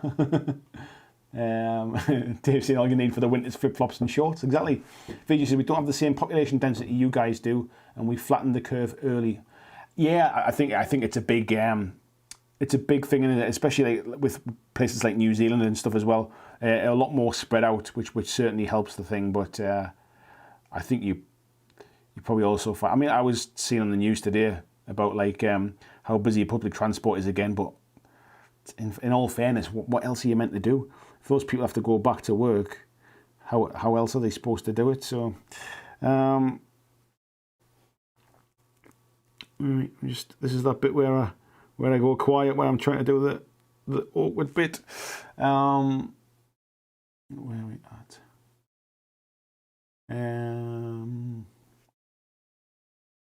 Oh wow, let's just jump up my chat a little bit. Scott saying those noses are a different breed. Yeah. Joel saying, yeah, those look great, Andy. Thank you very much, mate. Peter saying, yeah, it's the progenitor. I'm not very good with names, mate. Terry says he's off to bed. His wife reckons he needs loads of beauty sleep. Thanks for the hangout. Thank you very much, Terry, and thank you very much for your very generous donation earlier tonight as well. Thank you. Peter says, you always understate your painting and pull off something like those. I just... to me, mate, it's I know I tell everybody else don't compare your painting to anybody else's, but I think it's because when I'm doing it sort of live for the world to see, I'm always hypercritical of my own stuff. But yeah, I'm happy with how they look on the tabletop, to be fair. Marco says you're going to sleep for 35 hours, Terry. David Dillon says, kick myself, we finding shortcuts that are making my models look better towards the end of this project. That's the problem, isn't it? When you start with an army or something like that, you always find those shortcuts later on. And you think, oh God, if only I'd known how to do that at the start. Krabby saying there's loads of us in the Northeast. We need to have a bash at D&D. Happy to join a group of people. I think like a group of us like locals would be a great place to start. Because I think there's that, like, we know each other well enough through the chats here and stuff and through the Facebook group. We know each other to kind of, to go with it, not embarrass ourselves a little bit. And if we're all starting from that kind of, that low bar, it'd be cool, mate. Yeah, count me in. Christian says he had the same thing when he worked for GW. We ended up putting a store policy in place that under 13s had to have an adult present on a weekend. Yeah, it was like I say, mate, it was the thing that put me off. King John says, I'm heading back to my hometown of Amarillo. I am not going to... I'm sure somebody else will jump on that one, mate. But yeah, safe journey, buddy.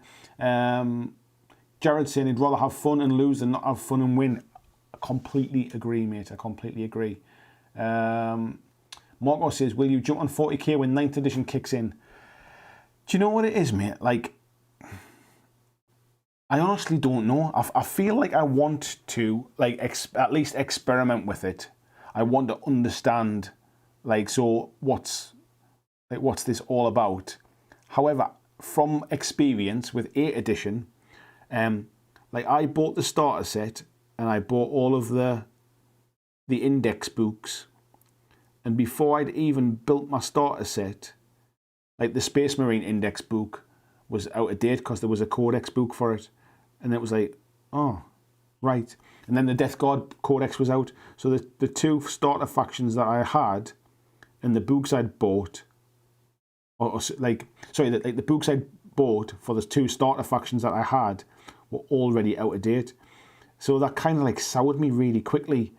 So I honestly don't know, mate. I don't know whether I'm kidding myself by saying, if I said yes, am I really kidding myself? But then if I say no, am I basically cutting my own throat? Because I know for a fact, like, there's going to be a lot of like views and stuff from it. So I need to balance out how interested I am when I hear more about it versus how realistic I am about whether I'm going to get to play it.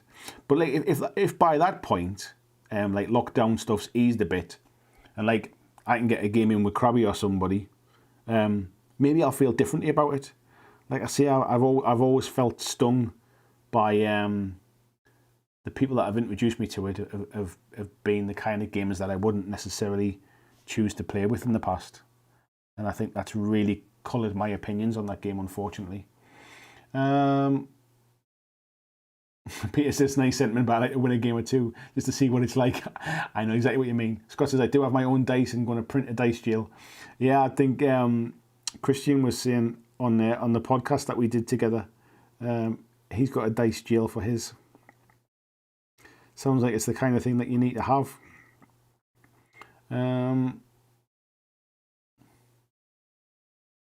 Busey says, will you be able to post a paint list for these? Yeah, of course, mate. Yeah, I will do. I'll pop that up, mate, at some point. I've got them all written down on a page here, so I'll just take a picture of that for you. Scott's saying, I think I'm going to paint his space squeakers like plague rats. Nice one, mate. Lisa, you need to have a go at D&D. Nice one, mate. There's another more fresh meat for the grinder as well. Jared's saying, I find in 40k, there are two types of gamers generally. Those who are hyper-competitive and will min-max everything and only take the most viable units. Yeah, that was the group I played against, mate. Peter says, I just forget everything else, mate, but give a good game and I remember it all. My wife still tolerates me, though. That's nice that she still tolerates you, mate. And Jared saying, and those who like a nicely painted and varied army and enjoy the spectacle. I think I'm definitely in that kind of camp of like I enjoy the spectacle of the whole thing.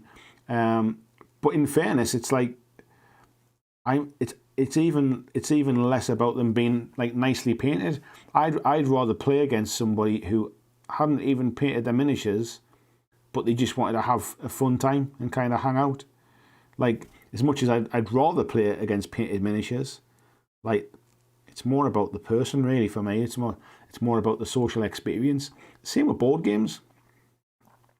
Like, I've played some terrible board games with some great people, and I've played some great board games with some terrible people.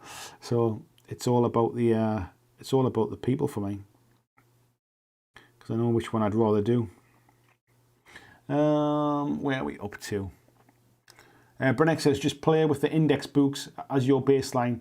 8th edition is bloated, but the core rules with the base index stats are great. Do you know what it is, mate? I had considered that at one point. I almost thought, do you know what it is? I've got those 4 or 5 index books? I think I put them in the garage, actually. I'm looking at my bookshelf there to see what's there. I've got the core rule book that came in the starter set. I've got those 4 or 5 index books. And I've often thought, do you know what it is? It doesn't really matter what the game is like elsewhere. If I'm not going to play with those people, just do it. But then I think then what takes over in my mind is, but like, what if you want to talk about it on the channel and stuff? Like, you need to kind of be up to date with stuff, and I start thinking, well, if you're going to bother painting an army and that, you might as well like play the proper rules. And I think that's where I get a bit sidetracked with stuff. It's what's always kind of put me off a bit.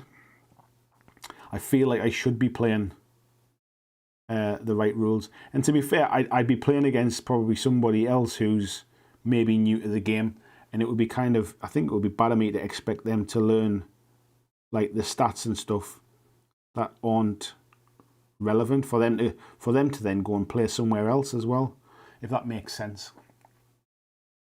Blizzard says, Blizzard says the 40k rules glut totally puts me off. I'd rather just buy their minis and play a Deadzone.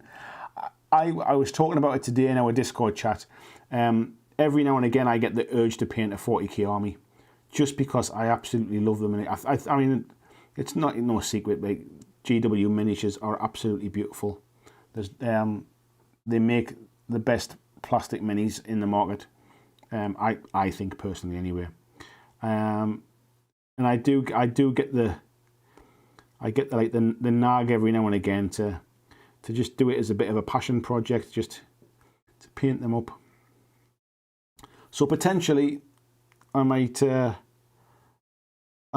in, and somebody was mentioning earlier on about, I think it was Lee, was saying about, would you do a slow growth thing?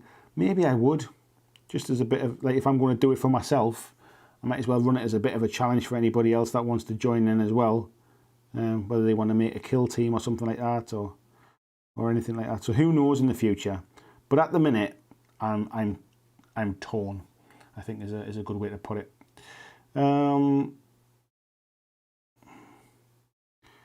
just trying to check some bits on here. Hard to tell what some of these bits are. King John says the Kings of War Facebook group is like having an accountability buddies. Yeah, thanks so much for starting that, Andy. When I get home, I'll be painting. Yeah, to be honest, mate, I'm really enjoying the Kings of War thing. It's motivating me as well, which was always my intention. And mine's coming along. I would never have got this far along towards my 2,000 points if it hadn't been for setting that group up. So yeah, I'm glad myself as well. Feature saying, split time the other way around. I'm buying the Veer-Myn to play in kill team as Deadzone rules don't work for me. Yeah, I saw that you weren't that keen on the Deadzone rules, mate. I'm not entirely sure which bits that were the stumbling block, but it doesn't really matter, does it? If it's not for you, it's not for you. David saying now, VJ saying he's thinking of using his Gene Stealing occult rules as they feel right for rats. Yeah, I know what you mean. David Delaney says now is a good time to try D&D 5th edition, definitely the most accessible. Yeah, I've heard that as well, mate, to be fair. I've heard that it's a good stepping in point, and that it really is sort of designed around getting fresh blood and new players into the game now, which personally can only be a good thing, really. Busey saying he went in the Mad One earlier and ordered the solo set from Mantic. Hayes Negan Star Saga, very good deal, but still feel guilty as hell. Yeah, it was a good deal, mate, but I know what you mean. Like, it's you get that pang of like oh, am I just buying because I feel like I want to buy something, or am I buying because this is something that I really want? I think we had a bit of a conversation today in the Discord group where I was saying, like, I'm really trying to like rein back on like impulse purchases now, because now that I don't have like a kind of like a well-paying corporate job anymore, I don't have that spare cash that I used to. So yeah, I really have to kind of justify my spends now. But that's good. That's good for me. It's exactly what I need to do, because after I did that whole thing of like not buying anything for 6 months, it taught me a lot of lessons, and it's dead easy to get caught up in the hype again. So yeah, I'm glad it taught me a few things.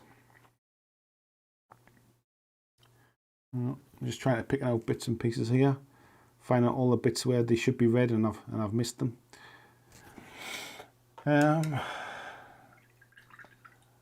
Christian says, if I can get confidence up and figure out how to work it, I could possibly run a D&D one-shot for a few people via Discord video. I tell you what, mate, if you ever feel up to it, mate, I'd certainly love to be involved in that. VJ says, not sure I'd be up for video chat, Christian. Text, so I can just respond when I'm mobile, will be something I'd be more keen on. Krabby saying, like Natalie and Brody, nothing's right, your tone. Kelly says, honestly, I think if GW released Epic Space Marine, I'd be all over it. I never played that, so I've got no like kind of like sort of long lost feelings about that kind of thing. Dave saying, what's the Kings of War group? There's if you search for BlackJack Legacy, slow grow. Oh, Christian's just put a link to it there. It's basically a slow grow group for Kings of War armies, mate, that I set up. Roxanne says 40k has followed that pattern since 3rd edition, reasonably balanced on release, then gets bloated and rebooted. It's a business model. Yeah, and I think I could cope with that if I was in a gaming group with friends who all kind of just said, look, like, we're not worried about this expansion, we're not worried about that expansion, you know, but we're not chasing the latest kind of meta, if you like. I think I could kind of cope with that. But every gaming group I've been exposed to are basically part of that almost fanatical chasing the latest armies, you know, what's the new meta, this is the most powerful, you've got to play by these ICT rules and competition this, and I just it doesn't work for me personally, I don't think, because I don't have the time or the energy to invest in getting good at it, basically. Peter says his favourite 40k armies is all metal 2nd edition Cadian Guard. God, I bet that's heavy, mate. Jared says, I try and plan my army in Battle Scribe and build it up unit by unit. Yeah, I don't know enough to... I'd rather, I think I've mentioned this before, I'd rather somebody handed me a list and said, just buy them, you'll have fun playing that. And that way I could have something to plan to. I don't know enough to kind of to buy the models to build the army right, if you like. August, hello August, how you doing? Says, hi mate, would you play Mordheim? I guess so. I've never played Mordheim before. I wasn't really in and around the hobby when Mordheim was a big thing, so I don't, a bit like Epic 40k and stuff, I don't really have those kind of sort of ties to it. But if it's a good game, yeah, I'd play it. Kelly says, I've been buying the Blackstone Fortress stuff as GW is ending it, and you can play it solo. I looked at it actually on their website, was it this morning or maybe yesterday? And I noticed that the Blackstone Fortress core game is basically out. It basically says like no longer available, or I don't know if it's just out of stock or just not available to order. So I'm assuming they're not making any more of that one. So if I do want to pick it up, I think it's going to have to be picking it up like online somewhere, while who has it in stock, or picking it up second hand or something like that. But yeah, I keep getting tempted. The solo player does tempt me, I'll be honest. Maybe one day. Where are we at? Krabby said, I said this before, mate. You were playing with the wrong people. I completely think I was, mate. I definitely think I was. King John saying no to the new shiny. Yeah, I know what you mean, mate. I know what you mean. VG saying he's watched 3 Deadzone battle repairs from 3 different channels. Not exactly sure, but it just didn't gel. If I could pick one other thing, if I could pick one thing, it would be the cube space movement. I like measuring. Yeah, if you like measuring, mate, then I guess that might be one of the things that makes it feel weird. However, like placement within a cube is really important. So for all you can, like, measurement is like you move 1 cube or you move 2 cubes. Like, there is still a lot of tactics about placement. So like you can still, like, you can move to the edge of a cube and like tuck into cover and stuff like that, and it's still important. So it's still more tactical, I think, than first appears. Kieran says he likes the short, slow grow terrain thing, and getting to the point where I've got the miniatures I need to, but get more motivation to get a nicer board. Certainly, without a shadow of a doubt, Warcry for me was what like really kind of got me into painting terrain and stuff. I really enjoyed painting the Warcry terrain. Blizzard saying he's still got his Mordheim stuff. VJ says, Kelly, the connection between Titanicus and Epic goes back to the early days. Kieran says there does seem to be a bit of a rush going on for Black Fortress stuff, though there's still 2 expansions to be released, so can't see the base game being unavailable yet. It's funny, mate. I wonder whether it's just selling well. I wonder if that's all it is. It's just selling out before people are getting a chance to maybe, like you see, a bit of a rush on it because people are expecting it to go out of stock or no longer be produced. Maybe that's all it is.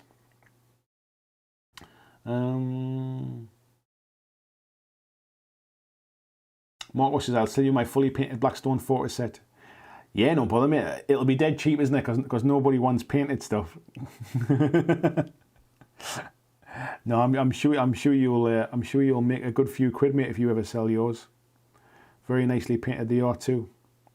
I think do you know what's funny is though, like, I probably wouldn't buy painted stuff because the idea is I'd quite enjoy doing it myself. However, in reality, I'd probably never ever get around to painting it. A bit like I haven't gotten around to painting my Silver Tower stuff. So it would make sense for me to buy it painted, but I don't know what it is. I don't know what it is about. Like, I don't think I'd ever. I don't know if I'd pay for a commission painter. And yet, to be fair, like, Christian painted some stuff for me, and I am way more than happy. He did a better job than I ever could. So maybe I just need to kind of get my head around it, especially as the channel kind of, as I need to do more and more content. Like, some of the things I can cut back on, like stuff like this. To be fair, as much as I'm loving doing it and it's nice for streams and stuff, like, effort-wise, my efforts might be better placed in making more videos rather than painting miniatures. And maybe if I can afford it in the future, I get to a point where I kind of pay somebody else to paint my stuff, as long as like kind of like the quality is good enough. So who knows? Who knows? I guess that's what like the likes of mini wargaming and stuff do, don't they? They get they have like a studio painter, or they'll pay commission painters. And then, to be fair, Beasts of War, when anybody comes on their channel to promote a game or whatever it is, they have to bring the painted armies with them, and they also have to supply somebody to teach the game as well. So they, like where somebody sends me something, I unbox it, I build it, I paint it, I take time learning the game, and then I do a video.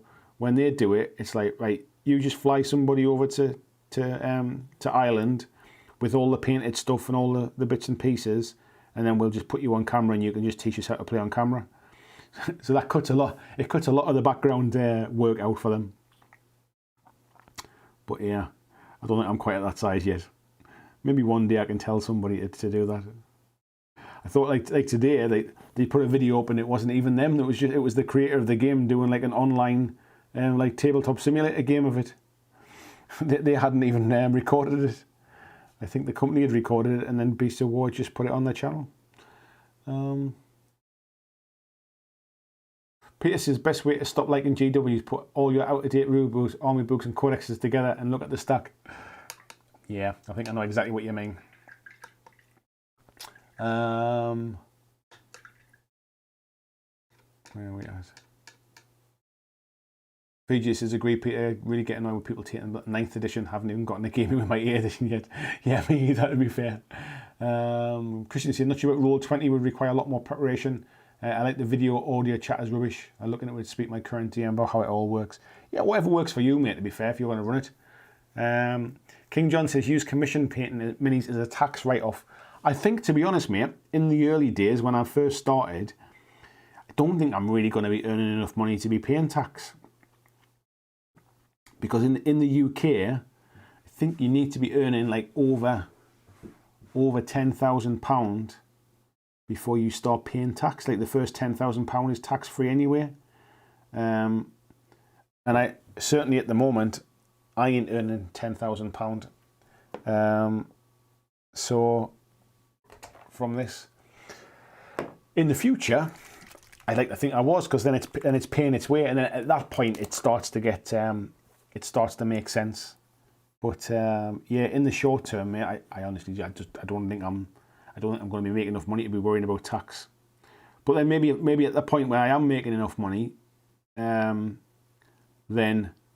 actually I'm obviously busy enough that it might be worth looking at that as a tax, basically like a service type thing. But yeah, well, hopefully that becomes a problem I have to look into, mate. It means I'm doing something right. So, who the hell knows? Well, I've just put a big blob of contrast paint on it. Oh no, I haven't. That's the handle. I thought I'd put it on his hand there. Just put them in. How's that looking? That looks all right. Not bad for a quick job. That'll do it, man. How are we doing for time? Oh, 10 to 12. Bloody hell. It's been a long one tonight, folks. We're down to 37 people. I think we're starting to flag now. In fact, I think I'll probably call that a day. Put in a bit of chat there. Felipe Vallejo, nice to see you. He says, I'm new in painting war games. Well, welcome to the group, mate. Welcome to the chat. And I hope you enjoy your new hobby in that case. Krabby says it's 12.5 grand. Yeah, that's kind of, I knew it was somewhere just above 10 minutes, something like that. King John says, no, get your minis painted by a commission painter, then use them in a video instant. Yes, but in the UK, you don't pay tax anyway until £12,500 that you've earned. So it doesn't matter if I haven't earned that much. Marco says business expenses. You need to make sure that the commission painter fills out a tax return. though. Yeah, I think I'm some way off that though at the minute. So it's going to be a little while before I think I earn enough money to worry about taxes. And King John says, write off what you paid the painter. Although, to be fair, this year, from April, I've still got April, May's and June's salary from work. So potentially that might take me over the top. Yeah, business expense. That's all the stuff I need to look into. I'm not up on the kind of like on taxes for self-employed stuff yet. That's all the things I need to look into. Felipe says, don't use Facebook and Instagram. My wife killed me. Tim says you could pay them with exposure. Yes, you definitely can. Right there, do that. I mean, that's exactly what people get paid with, exposure dollars. Peter says it's been great again, guys. Bless you and your families in these tough times. Yes, thank you very much, folks. I've really enjoyed tonight again. I got quite a bit painted. I'll need to get this finished at some point, but I think it's 10 to 12. We've been going for, what's that, like 3 hours, 20 minutes or something. So yeah, it's been a bit of a long one tonight. But yeah, thank you very much, folks. I just read that crabby. Don't expose yourself. Thanks everybody that's been in tonight. Thank you very much for anybody that's joined the Patreon tonight. Thank you for your pledges. Thank you for the donations tonight as well, folks rather. It's been a long day. I will catch you all. I think there's a video due for Friday if I get it edited tomorrow. And then after that one, I'll see you all in Monday night's live stream. And thank you, Felipe, for being a subscriber now as well. Thank you very much. I've just saw it come through on my phone. In fact, I'll wait because it should pop up on the screen at some point. Or it might not. We'll give it a second while I'm saying that. Good night, everybody. Kieran, Jared, Blaze, Marco, Scott, everybody else. Thank you a lot, folks. Thank you very, very much. And I will see you all next time. Thanks for watching my video. I hope that you really enjoyed it. And if you did, why not consider clicking on the suggested video below to see more of the work that I've done. If you'd like to support the long-term sustainability of this channel, why not consider checking out my Patreon, where you can pledge and support from as little as $2 a month. And there is lots of different tiers and bonuses, which will give you access to a private Discord server. It will give you free t-shirts, free mugs, a podcast every month, and a number of other things, including getting your name at the end of every video, like these awesome folks who already support me now.